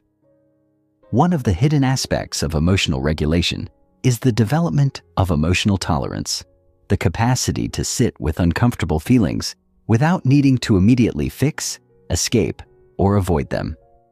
In the realm of social intelligence, this is crucial. Interpersonal situations often evoke discomfort, the awkwardness of confrontation, the vulnerability of asking for what we need, the uncertainty of being misunderstood, or the sadness of witnessing someone else's pain. If we are unable to tolerate these emotions, we may avoid important conversations, offer superficial responses, or detach emotionally. Emotional tolerance allows us to stay present with discomfort long enough to move through it rather than around it. For example, if a team member criticizes our work in a meeting, the initial wave of embarrassment or defensiveness may be strong.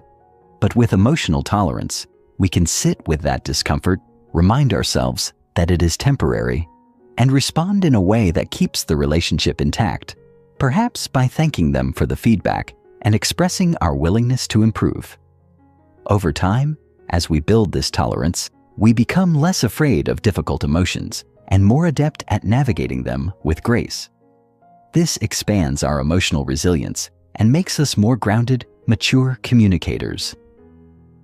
Regulating emotions to enhance empathic presence. Regulating our emotions is not only about managing our own inner experience, It also has a profound impact on how present and attuned we can be to others.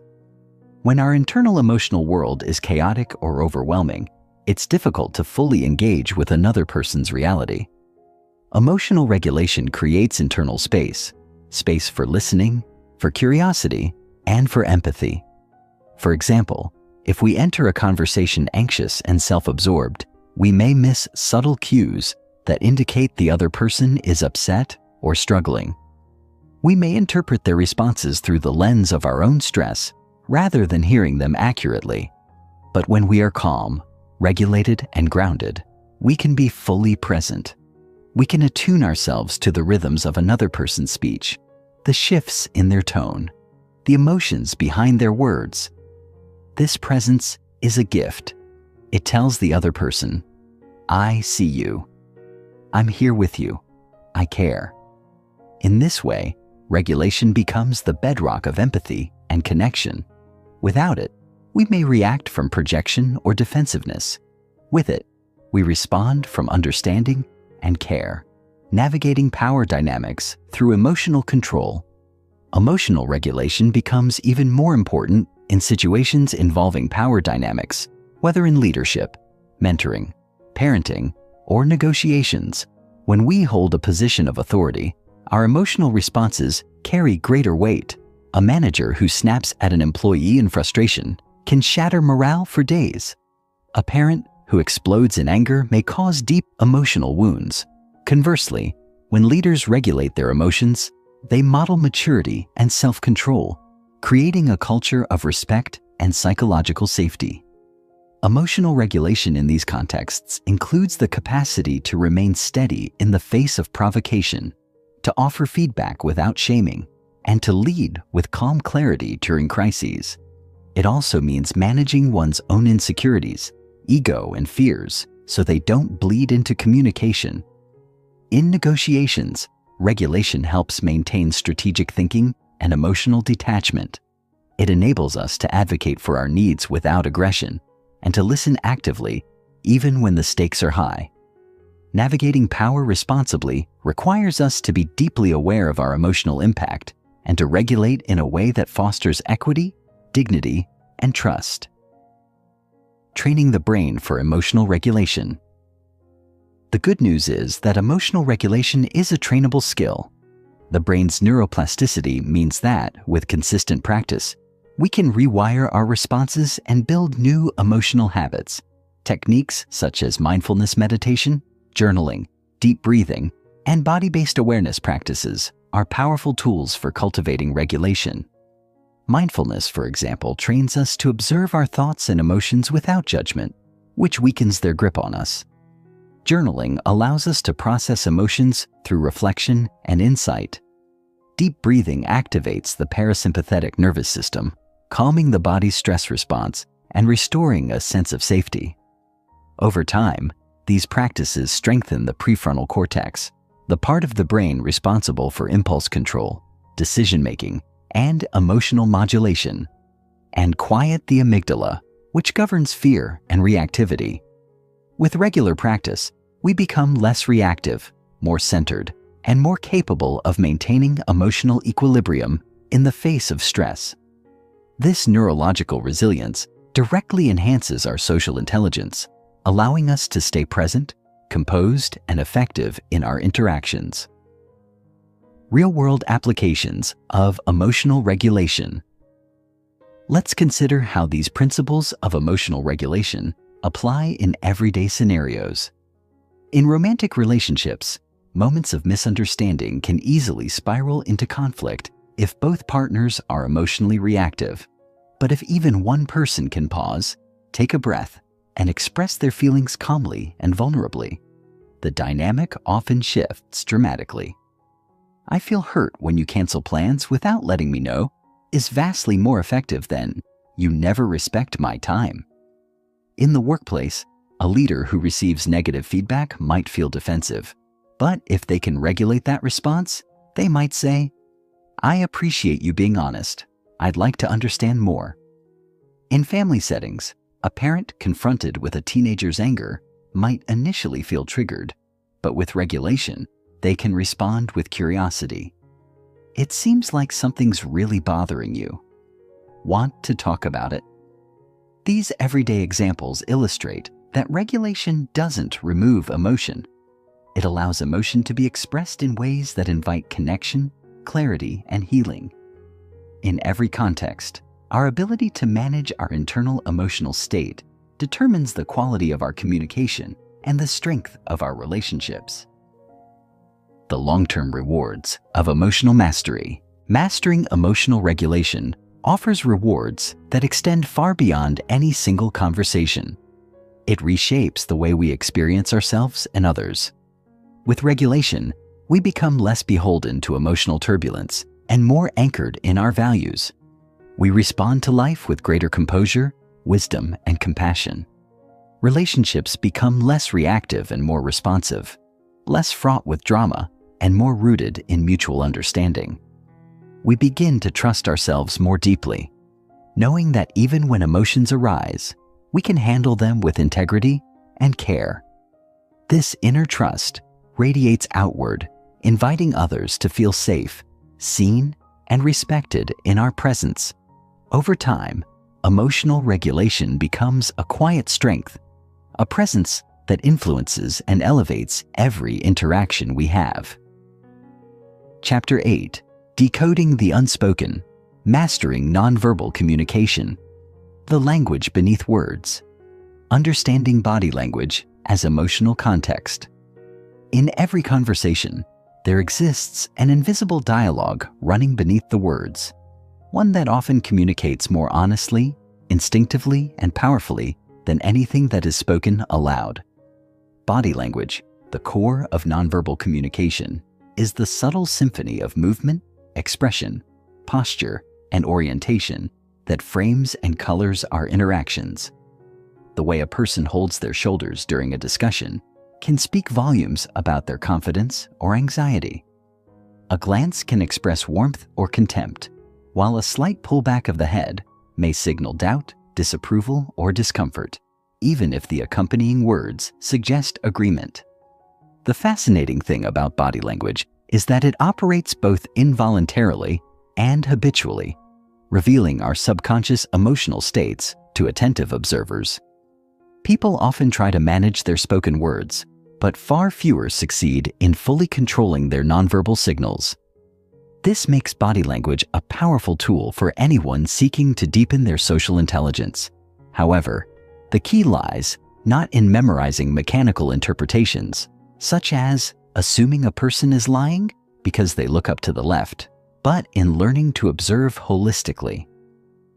True mastery of body language means contextualizing gestures within the broader emotional environment of the conversation and understanding that each person expresses themselves differently. A friend's habit of biting their lip when nervous is not the same as another person's tendency to fidget when bored. Instead of imposing pre-constructed meanings onto these behaviors, socially intelligent individuals begin by noticing patterns and asking inward questions. Is this normal for this person? Has something changed in their demeanor? Are their words aligned with what their body is saying? In doing so, we shift from trying to read people like textbooks to engaging them as complex living narratives. When we pay close attention to facial expressions, posture shifts, breathing patterns, and proximity, we gain access to the subtle emotional truths that might never be articulated in speech, but which are essential to mutual understanding, connection, and trust. The art of attunement, mirroring, empathy, and presence in nonverbal exchange. While recognizing others' body language is important, the deeper art of nonverbal communication lies in attunement, the ability to emotionally and physically sync with others in a way that fosters connection and resonance.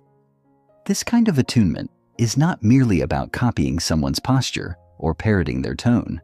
It involves tapping into the emotional current of a conversation, allowing one's body, face, and energy to reflect an authentic sense of presence. When we are attuned to someone, we subtly mirror their expressions, match their tone, and adapt our gestures to align with theirs. This mirroring creates a neurological feedback loop called limbic resonance, in which both parties begin to feel more emotionally safe, understood, and connected. For example, when someone is grieving and speaks in a soft, trembling voice, attunement means lowering your own voice, softening your expression, and creating a space that honors their pain without needing to fill the silence with solutions. In tense negotiations, attunement may mean adopting a neutral but engaged body posture, leaning in slightly, nodding slowly, holding eye contact without staring, signaling to the other person that you're fully present and open to dialogue. It's important to note that effective attunement requires genuine empathy, not manipulation. Attempts to use body language techniques to influence others without emotional sincerity are quickly perceived as inauthentic and even threatening.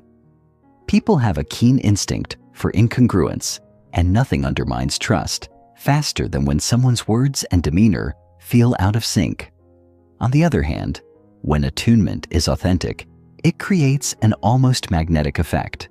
The person we're with feels seen, heard, and valued, not just for what they're saying, but for how they're feeling. And we, in turn, begin to sense their emotions in real time, responding with a natural flow that doesn't require scripting or strategizing. This kind of embodied empathy, where our own body becomes a sensitive instrument for relational tuning, forms the core of socially intelligent presence. It allows conversations to unfold more organically and creates a felt sense of connection that words alone cannot achieve. Navigating cultural, personal, and contextual differences in nonverbal cues. Perhaps the most nuanced element of mastering nonverbal communication is learning how to navigate the immense variability in how different people, cultures, and social contexts express and interpret nonverbal cues. The risk of assuming that all gestures and expressions carry universal meaning is a significant pitfall for those trying to develop social intelligence. In some cultures, direct eye contact is a sign of confidence and respect, while in others, it can be perceived as rude or confrontational. A smile may indicate happiness in one setting, but be a polite mask in another. Even within a single culture, individuals differ widely in how they express themselves nonverbally, shaped by their upbringing, personality, emotional conditioning, and neurological wiring. For instance, a neurodivergent person may avoid eye contact not out of disrespect, but because it's overstimulating or uncomfortable. Someone with a history of trauma may flinch or shut down when a voice is raised, even if the speaker's intent is passionate rather than hostile. Developing fluency in nonverbal communication then requires humility and curiosity. It calls for suspending snap judgments and asking instead, what might this signal mean in the context of this person's experience? To interpret body language accurately, we must learn to read patterns over time rather than isolating single gestures. If someone always speaks with their arms crossed, that may simply be their default posture, not a sign of defensiveness. But if they suddenly cross their arms in the middle of a conversation where emotions are running high, that shift could indicate a change in emotional state. Likewise, cultural fluency becomes essential in globalized social and professional environments. The gestures, facial expressions, and physical distance we consider normal may carry very different connotations for someone from another cultural background. To avoid miscommunication, socially intelligent individuals engage in observation and ask clarifying questions when unsure. They learn to attune not only to individuals, but to cultural contexts, recognizing that sensitivity to difference is not a limitation. It's a powerful strength. By expanding our awareness of how nonverbal cues differ across human experience, we reduce assumptions, deepen empathy, and create a more inclusive, respectful way of relating. Ultimately, this sensitivity enhances our capacity for true connection, enabling us to respond with grace, appropriateness, and authenticity, regardless of who we are engaging with. Chapter 9. Emotional Currents: Recognizing managing, and responding to others' emotions. To develop genuine social intelligence, we must go beyond simply observing behavior or deciphering words. We must cultivate the ability to perceive emotional undercurrents, those subtle but powerful feelings that shape and steer conversations, whether acknowledged or not. Every person carries an emotional tone into an interaction, a kind of atmospheric presence that isn't always overt, but profoundly affects the dynamic. A person might be smiling while harboring deep resentment. Another might speak softly, yet radiate frustration through their energy. Emotional awareness, therefore, requires both sensitivity and intention. It means actively tuning into others, not just for what they say or show, but for what they feel, especially when those emotions are hidden beneath social niceties, politeness, or distraction. Recognizing emotional states involves attuning to micro-expressions, shifts in voice, breathing patterns, pace of speech, and other subtle cues that most overlook. But just as crucial is the discipline of staying emotionally centered within oneself, so that we don't mistake our own emotional noise for that of others. When we are too reactive or overly self-focused, our perception of others becomes clouded. Instead, developing true emotional awareness begins with a quiet internal posture, one that listens as much with the heart as with the ears. Over time, this posture trains us to spot when a conversation feels off, when someone's words don't align with their emotional state, or when there's something left unsaid that matters. This awareness is not about prying or assuming, but about creating space. When people feel seen emotionally without being judged or interrogated, they often open up more honestly and vulnerably.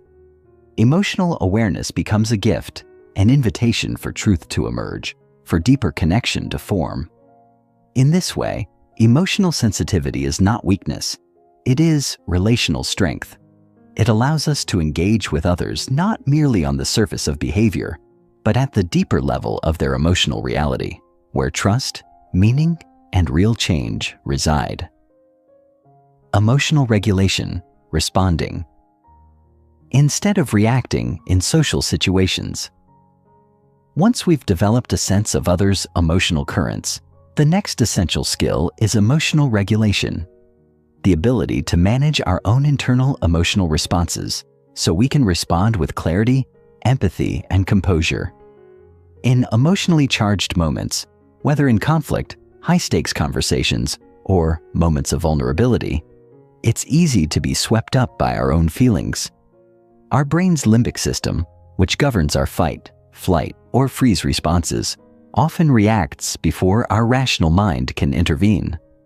This is why people say things they regret, raise their voice, withdraw, or become defensive, not because they intend to, but because they haven't trained themselves to pause, process, and choose a better response. Emotional regulation is that pause. It's the brief but powerful moment when we take a breath, notice what's rising within us, and make the conscious choice to respond wisely rather than impulsively. This skill is not innate. It's built over time through self-awareness, reflection, and intentional practice. It begins with recognizing our own emotional triggers. What comments or tones make us feel invalidated, angry, dismissed, or afraid? Once we know our triggers, we can anticipate them and build strategies to stay calm when they appear.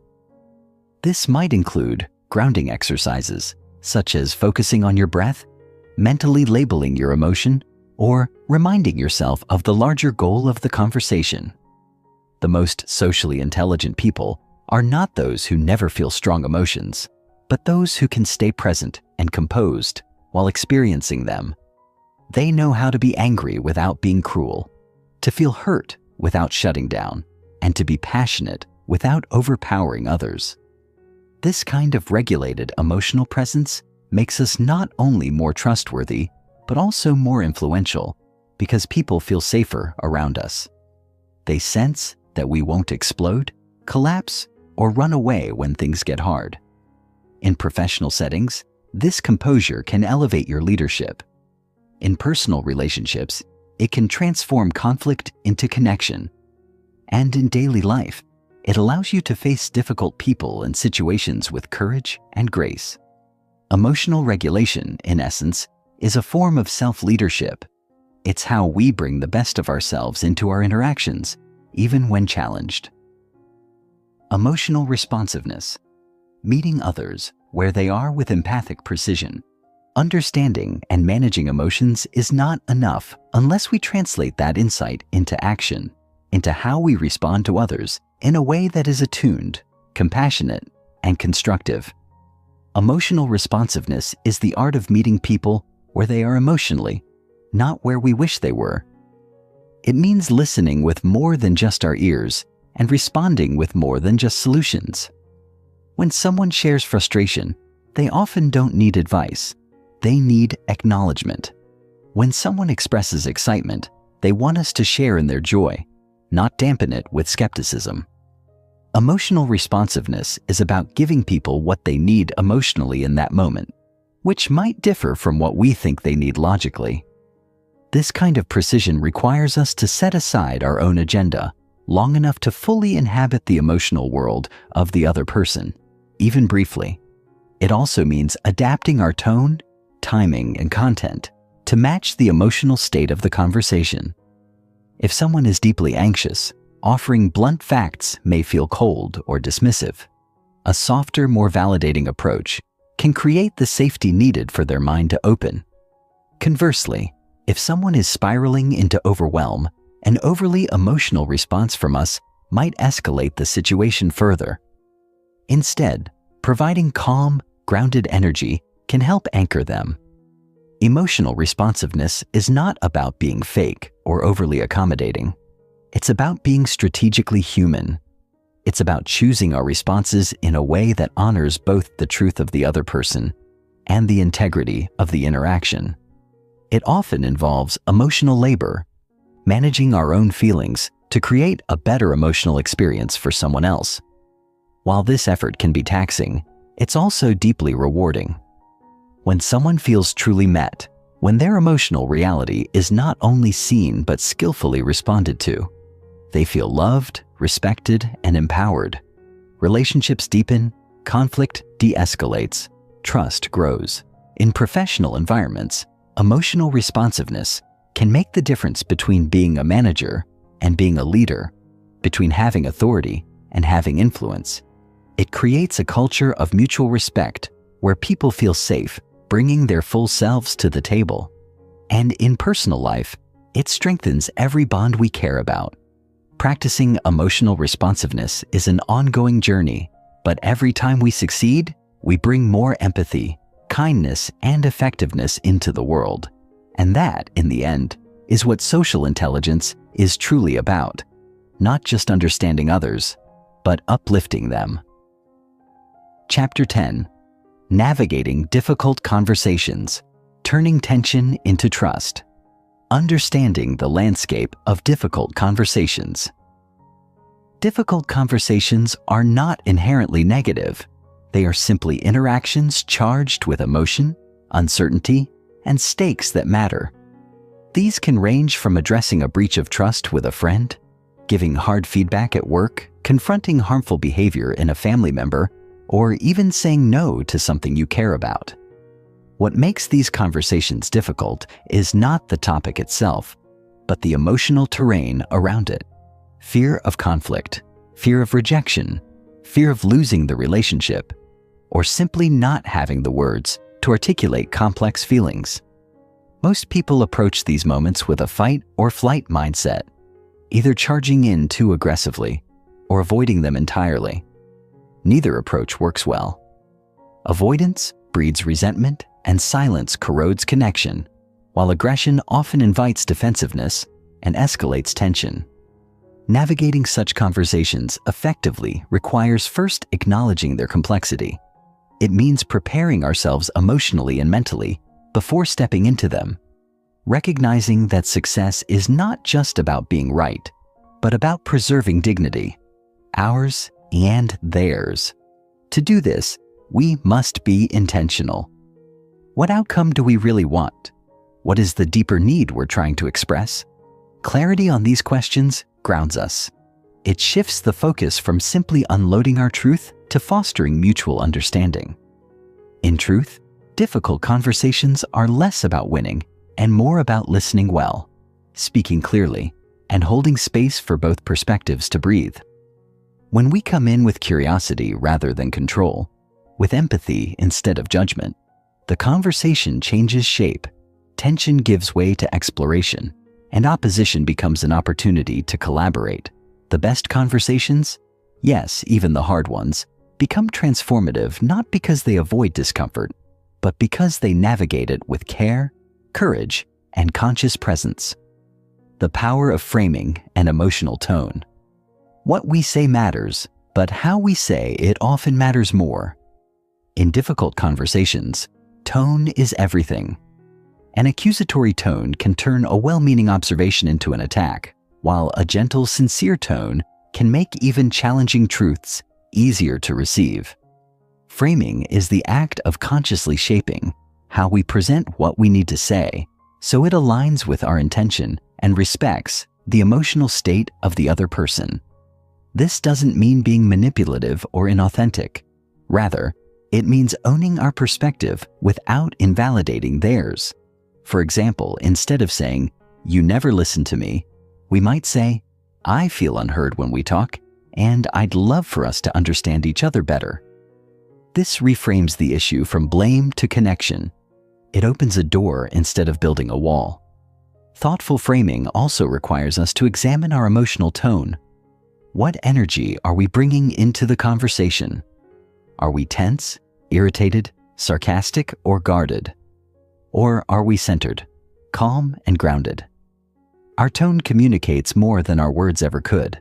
People respond to tone intuitively, often reacting to how we feel rather than what we say. If we approach with a sincere desire to understand and be understood, it creates psychological safety, a state where both people feel emotionally secure enough to be real. This safety is what allows truth to surface without defensiveness. When we begin a tough conversation with warmth, curiosity, and humility, we create a container strong enough to hold vulnerability. And within that container, people are far more willing to meet us halfway.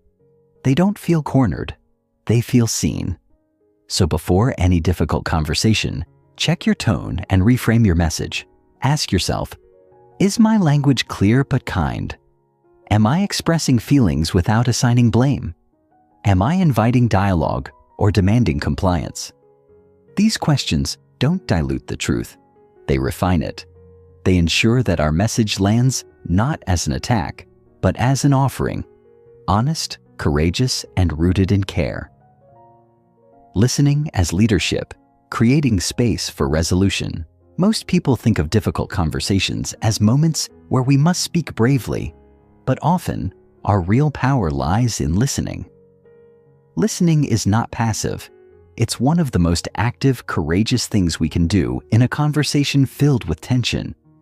It requires us to quiet the mental noise of rebuttals, defenses, and assumptions long enough to actually receive the other person's experience. This kind of listening is not about waiting for our turn to speak. It's about entering their emotional world with humility and openness. It's about saying, through our presence as much as our words, "You matter. Your view matters. I'm here, and I'm listening." When someone feels truly heard, they no longer need to shout. Their defenses lower. Their pain softens, and a new possibility emerges. Mutual understanding. But listening at this level doesn't mean agreeing with everything. It means validating the emotion, even if we challenge the conclusion. It means reflecting back what we hear, asking clarifying questions, and staying emotionally regulated when their words sting or surprise us. True listening is leadership because it leads the conversation away from conflict and toward connection. It models respect, fosters empathy, and creates the emotional spaciousness needed for resolution. And when it's our turn to speak, we do so with greater wisdom, because we've taken the time to understand before we respond. Listening also helps us adjust our message in real time. Sometimes what we thought was the issue is not what's really hurting them. Or we may discover that our intent was misunderstood in ways we couldn't have anticipated. These insights only come when we allow others the dignity of being fully heard. In the end, difficult conversations succeed not because we avoid discomfort, but because we face it together. With words, yes, but even more so with listening hearts and steady presence. When both people feel seen and respected, even the hardest truths can land softly. Trust isn't broken by truth. It's broken by the way we handle truth without care. Listening, then, becomes our most potent instrument of repair. Chapter 11.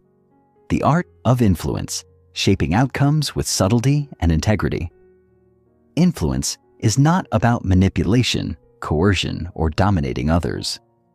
True influence is about creating environments where people feel seen, heard, and understood, enabling them to make choices aligned with their best interests, and often with your own. This may seem paradoxical, but the essence of influence lies in alignment, not force. The art of influencing others begins with understanding their needs, desires, fears, and motivations. It's about recognizing the internal dialogues that guide their decisions and offering them pathways that resonate with their values and goals. In every interaction, there are invisible forces at play: assumptions, biases, social norms, and emotional triggers that shape how people perceive you and the situation at hand. By becoming aware of these forces, you can gently steer conversations toward outcomes that benefit both parties. Unlike manipulation, which seeks to gain something at another's expense, ethical influence seeks mutual benefit. It is an exchange, not a one-sided transaction. To influence effectively, you must first understand the psychology of the people you engage with. How do they perceive their world? What drives them?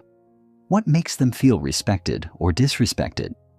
Understanding these nuances creates a foundation for influencing with integrity. Influence is about suggestion, not imposition, offering ideas, insights, and choices that lead the other person to think and act in a way that is congruent with their needs, even if those needs are still emerging in their minds. This is where subtlety comes into play. Influence rarely works through overt, aggressive tactics. Instead, it operates in the quiet spaces of conversation, the pauses between words, the unspoken suggestions embedded in language, and the gestures that support or contradict verbal communication. The most skilled influencers don't need to command or demand. They invite others to discover for themselves the value of an idea, a solution, or a perspective. This method is both art and science, requiring both emotional intelligence and cognitive insight. It requires patience, as well as the ability to lead without pushing. When we influence in this way, we give the other person the autonomy to feel they made the decision themselves, even if we guided them to that point. This is the paradox of effective influence. It is the most powerful when it feels the least forceful. At the core of influence lies trust. Without trust, influence is nothing more than manipulation. People will not follow someone they do not trust. They will not be persuaded by someone they do not believe has their best interests at heart. Therefore, the first and most important tool in the art of influence is authenticity. Authenticity is not simply being honest. It is being consistent in our words, actions, and intentions. It means showing up in the world with integrity, with a sense of wholeness, and without pretense. When others sense that we are authentic, they are more likely to open themselves to our influence. This authenticity must be visible in every interaction, whether through the transparency of our actions, the sincerity of our words, or the alignment of our values. When we are congruent, when what we think, say, and do are aligned, we send a powerful signal to others that they can trust us. This kind of trust building is slow and steady, built not through grand gestures, but through consistent, everyday actions. The more others can see that we are true to our values, the more they will feel secure in our presence. They will know that we are not motivated by hidden agendas, but by a genuine desire to serve, help, and connect. Authenticity, however, is not just about being real in a way that makes us comfortable. It also requires us to show vulnerability and admit mistakes. When we acknowledge our shortcomings and express genuine remorse for past missteps, we demonstrate to others that we are humble and self-aware. This humility deepens trust because it creates a shared sense of humanity. When others see that we are not perfect but are committed to doing better, they feel more connected to us and more willing to be influenced by us. Authenticity also means recognizing that influence is a shared process, not a one-way street. We influence others not by demanding obedience, but by engaging in meaningful, reciprocal relationships. This is how influence becomes a tool for growth, for both the influencer and the influenced. When we build influence through authenticity, we create a foundation of trust that enables us to navigate difficult situations, negotiate complex issues, and lead effectively, knowing that the people we engage with are walking with us, not following us blindly. The subtle use of persuasion techniques, navigating influence with grace. While authenticity is the foundation, there are specific techniques that can subtly enhance our ability to influence others. These techniques are rooted in human psychology and are most effective when used ethically, with the intention of creating mutual benefit. The first of these techniques is the principle of reciprocity. People are more likely to respond positively when they feel they have received something of value. This doesn't always mean material gifts. It can be something as simple as giving someone our time, attention, or a genuine compliment. By offering something first, whether it's an insight, an act of kindness, or even a listening ear, we create a sense of obligation in others to reciprocate.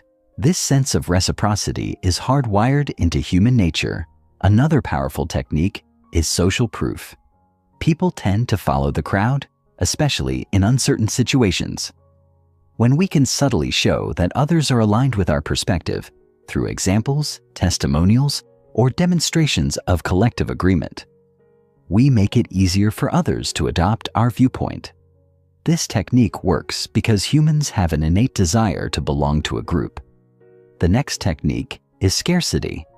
We tend to value things more when we believe they are scarce or limited in some way.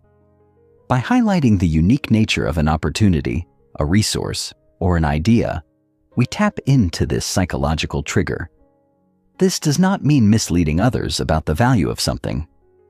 It simply means framing an idea or opportunity in a way that highlights its uniqueness, its timeliness, or its potential for growth.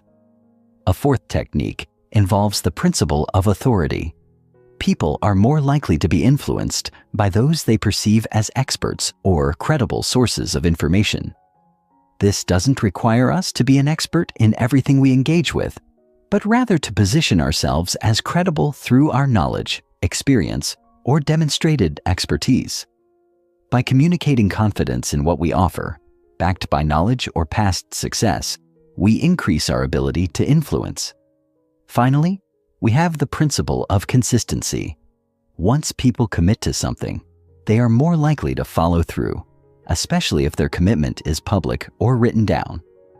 This technique plays on our need to be consistent with our own actions and words.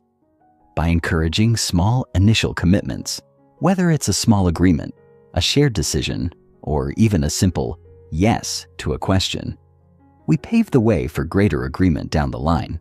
Each of these techniques, when used skillfully and ethically, can enhance our influence in meaningful ways. However, they must always be grounded in authenticity. Influence at its best is never about manipulation. It's about helping others see the value of our ideas, guiding them gently toward decisions that align with their best interests, and doing so with empathy, respect, and integrity. Chapter 12. Developing Empathy, the cornerstone of human connection. The nature of empathy, understanding beyond the surface. Empathy is the capacity to understand and share the feelings of another. It is the fundamental glue that binds human relationships and creates a space where individuals feel heard, seen, and valued. However, empathy is often misunderstood. It's not merely about feeling sorry for someone or feeling what they feel. It's much deeper than that.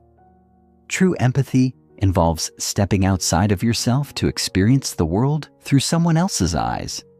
It is the ability to recognize their emotions, understand the root causes of those emotions, and respond in a way that acknowledges and validates their experience. The first layer of empathy is cognitive, understanding the emotions of others and recognizing their perspective. This means being able to put yourself in their shoes, even if their world is vastly different from your own. Cognitive empathy is not about agreeing with their point of view, but about understanding it. It's about suspending judgment and listening actively, asking questions, and observing their body language to gather as much information as possible about how they are feeling. The second layer is emotional empathy, feeling what the other person feels. This doesn't mean losing yourself in their emotions, but rather being able to resonate with their experience. Emotional empathy allows us to connect with others on a deeper level, as we are not just observing their emotions, but also emotionally attuned to them. Finally, the third layer is compassionate empathy, which goes beyond understanding and feeling to include the desire to help or alleviate their suffering. Compassionate empathy involves acting on the understanding and emotional resonance we experience to support the other person in meaningful ways. Empathy is not a one-size-fits-all skill. It varies depending on the relationship and the context. In a professional setting, empathy might look like understanding a colleague's frustration with a difficult task and offering practical solutions. In a personal relationship, it might involve sitting with someone in their grief and offering comfort without trying to immediately fix the problem. Regardless of the context, empathy is always rooted in active listening, attentiveness, and a genuine desire to understand. It is the art of connecting with another person on a human level, beyond words, and recognizing their inherent value. When empathy is present, it creates a safe space for authentic connection to blossom. People feel understood and appreciated, and this strengthens relationships, builds trust, and fosters a sense of belonging. Active listening. The heart of empathy. Listening is the foundation of empathy. Without active listening, empathy cannot exist. Active listening is more than hearing someone speak. It is an intentional, focused, and present act of engaging with the other person's words and emotions. It requires giving the speaker our full attention, removing distractions, and resisting the urge to interrupt or offer solutions before the speaker has finished expressing themselves. Active listening involves both verbal and nonverbal cues. Verbally, we might show that we are listening by paraphrasing what the other person has said, asking clarifying questions, or simply nodding in agreement. Non-verbally, our body language conveys attentiveness. Eye contact, open posture, and facing the speaker are all ways to demonstrate that we are engaged. The first step in active listening is to be present. This means putting aside our thoughts, judgments, and distractions to focus entirely on the speaker. We might need to quiet our internal dialogue and stop formulating our response while the other person is talking. By doing so, we create a space where the speaker feels safe and valued. The second step is to reflect what we have heard. This might involve summarizing what the person has said to ensure that we understand their message accurately. For example, what I'm hearing is that you're feeling overwhelmed by the project deadlines. Is that right?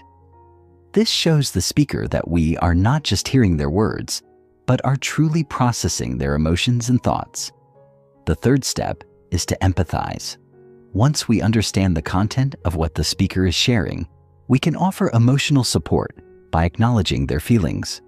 For instance, we might say, "I can imagine how stressful that must be for you." It sounds like a lot to handle. Empathy here is not about fixing the problem, but about validating the person's emotions.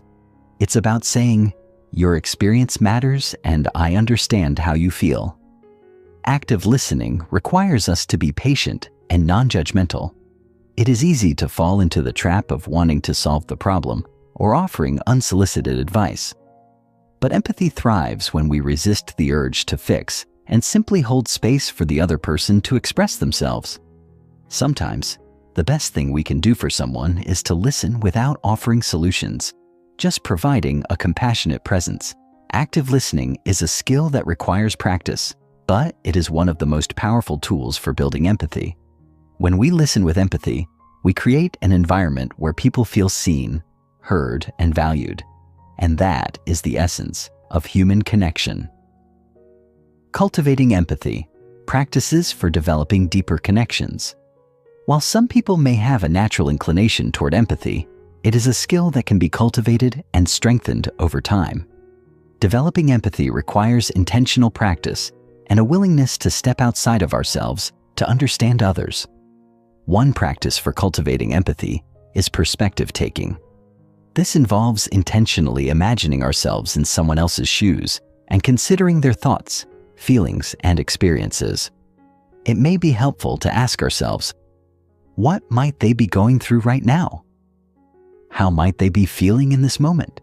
By doing so, we expand our capacity to empathize with people from different walks of life, especially when their experiences differ from our own. Perspective taking helps us overcome biases, assumptions, and stereotypes by allowing us to see the world from someone else's viewpoint. Another practice for cultivating empathy is engaging in active emotional recognition. This involves paying attention to the emotions we are experiencing and becoming more attuned to the emotions of others. We can do this by observing facial expressions, body language, and vocal tone. Recognizing the emotions of others allows us to respond with greater sensitivity, tailoring our words and actions to their emotional state. It also helps us manage our own emotional reactions and avoid reacting impulsively. A third practice is mindfulness. Mindfulness is the ability to be fully present in the moment, without judgment or distraction. It allows us to connect with ourselves and others in a deeper way, without the noise of our thoughts or the distractions of technology. Practicing mindfulness helps us develop greater emotional intelligence, which is crucial for cultivating empathy. When we are mindful, we are better able to tune into the emotions of others and respond with kindness, patience, and understanding. Additionally, volunteering or engaging in acts of service can enhance empathy by exposing us to diverse experiences and challenges. When we serve others, we step outside of our own concerns and become attuned to the struggles and needs of those around us. Volunteering fosters a sense of shared humanity and strengthens our ability to connect with people from different backgrounds. Finally, practicing empathy also involves self-compassion. It's difficult to empathize with others if we are not compassionate with ourselves. By treating ourselves with kindness, we create the emotional space needed to offer empathy to others. When we accept our own vulnerabilities and imperfections, we are better able to extend the same understanding to those around us. Empathy is not just a skill. It is a mindset. It is a way of being in the world that values connection, understanding, and mutual respect. The more we practice empathy, the more we deepen our relationships and create meaningful connections with others. And in doing so, we contribute to a world where people feel valued, understood, and supported. Chapter 13, Conflict Resolution, Turning Challenges into Opportunities for Growth. The nature of conflict, understanding the roots and dynamics. Conflict is a natural part of human interaction. It's inevitable that, at some point, differing viewpoints, misunderstandings, or misaligned interests will lead to tension. However, conflict, when approached with the right mindset, need not be destructive. In fact, conflict can be a powerful catalyst for growth, innovation, and deeper connection. The first step in effective conflict resolution is understanding that conflict often arises from unmet needs or desires. When people's core needs, whether for respect, validation, or understanding, are threatened, emotions flare. These emotional responses are often what drive the conflict, overshadowing the logical or factual elements of the disagreement. Understanding this emotional undercurrent is critical to resolving conflicts in a healthy way. Conflict is rarely just about the issue at hand. It's often about how people feel about the issue. This is where emotional intelligence comes into play. It's not enough to address the problem. We must also address the feelings associated with it. When we fail to recognize the emotional dynamics at play, conflict can escalate quickly, leading to defensiveness, anger, or even withdrawal. However, when we take the time to understand the emotions fueling the conflict, we can move beyond surface-level disagreements to a place of deeper understanding. Another crucial aspect of conflict is that it often involves differing perspectives. Two people can experience the same situation in entirely different ways, depending on their backgrounds, values, and experiences. Recognizing that everyone has a unique lens through which they view the world is vital to resolving conflict. This perspective taking allows us to approach disagreements with a sense of curiosity rather than judgment. Instead of assuming that our way is the only valid way, we open ourselves to understanding why the other person feels the way they do. The ultimate goal in conflict resolution is not to win, but to create an outcome that acknowledges both parties' needs, respects their perspectives, and fosters mutual understanding. Conflict, when handled correctly, is an opportunity for both individuals to grow and strengthen their relationship. Strategies for resolving conflict, approaches that lead to positive outcomes. The next step in resolving conflict is developing strategies that allow for both individuals to feel heard, respected, and understood. One of the most effective strategies for conflict resolution is active listening. Active listening, as explored in previous chapters, involves not just hearing the other person's words, but also understanding the emotions behind those words. It requires us to be fully present, to resist the urge to interrupt, and to demonstrate through both verbal and nonverbal cues that we are engaged and empathetic. When we listen actively during a conflict, we validate the other person's feelings and perspectives. This alone can go a long way toward de-escalating tension.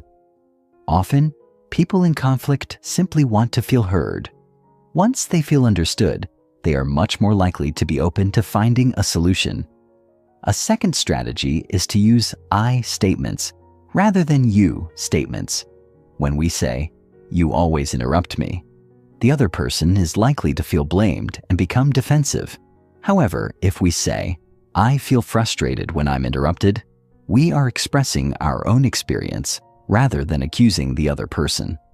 This subtle shift in language can significantly reduce defensiveness and create a more open, non-confrontational dialogue.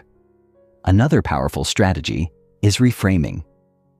Reframing involves taking a negative or challenging statement and presenting it in a more neutral or positive light. For example, instead of saying, "You're being unreasonable," we might say, "It seems like we have different priorities here. Let's try to understand each other's perspective." Reframing helps shift the focus from blame to understanding and collaboration. It transforms the conflict from a battle of wills into a problem-solving exercise. A fourth strategy involves finding common ground. In any conflict, there are often shared values or goals that both parties care about. For example, in a workplace conflict, both parties may be committed to the success of the project or the well-being of the team. By identifying these common goals, we create a foundation on which to build a resolution. Instead of focusing solely on differences, we can emphasize what we both stand to gain by working together. The final strategy is seeking win-win solutions. In many conflicts, both parties assume that they must compromise on something in order to resolve the issue. However, A win-win solution is one in which both individuals feel that their needs have been met in a fair and balanced way. Achieving a win-win solution requires creativity, collaboration, and a willingness to think outside the box. It may involve finding new ways to meet both parties' needs or exploring alternative solutions that satisfy both sides. Resolving conflict is not about defeating the other person. It is about finding a way to move forward together. By employing these strategies, active listening, I statements, reframing, finding common ground, and seeking win-win solutions, we can transform conflict into an opportunity for growth and understanding. The role of emotional regulation. Keeping calm in the face of conflict. One of the most challenging aspects of conflict is managing our own emotions. When we are engaged in a conflict, it is easy to get swept up in the heat of the moment, allowing our emotions to dictate our responses. However, emotional regulation is a key skill in conflict resolution. Emotional regulation involves recognizing and managing our emotions in a way that allows us to respond thoughtfully rather than react impulsively. The first step in emotional regulation is self-awareness. This means noticing when our emotions are rising and becoming conscious of the physical sensations that accompany those emotions. Do we feel tension in our bodies? Are our hearts racing? Are we clenching our fists or jaw? These physical cues can alert us to the fact that we are becoming emotionally triggered. Once we are aware of our emotions, we can then decide how to respond. One useful technique for managing strong emotions is taking a pause. When we feel ourselves becoming overwhelmed, we can take a deep breath, step away from the situation, and give ourselves time to calm down. This pause allows us to collect our thoughts and approach the situation with a clearer mind. It also prevents us from saying or doing things we might later regret. Another technique for emotional regulation is reframing our thoughts. Often, our emotional responses to conflict are fueled by our interpretation of the situation. If we view the conflict as a personal attack, we are more likely to respond with anger or defensiveness. However, if we reframe the situation as a misunderstanding or a difference in perspective, we are more likely to approach the conflict with curiosity and openness. Mindfulness practices, such as deep breathing or meditation, can also help regulate our emotions in high-stress situations. These practices allow us to remain present, calm, and grounded, even when the conversation becomes tense. Finally, empathy plays a crucial role in emotional regulation. When we empathize with the other person's feelings, we are less likely to become defensive or reactive. By recognizing their emotions and understanding their perspective, we create an emotional space where we can respond with kindness and patience. Emotional regulation is not about suppressing our feelings or pretending that we are not upset. Rather, it is about acknowledging our emotions and choosing to respond in a way that aligns with our values and goals. By regulating our emotions during conflict, we maintain control over the situation, ensuring that the resolution is constructive and collaborative.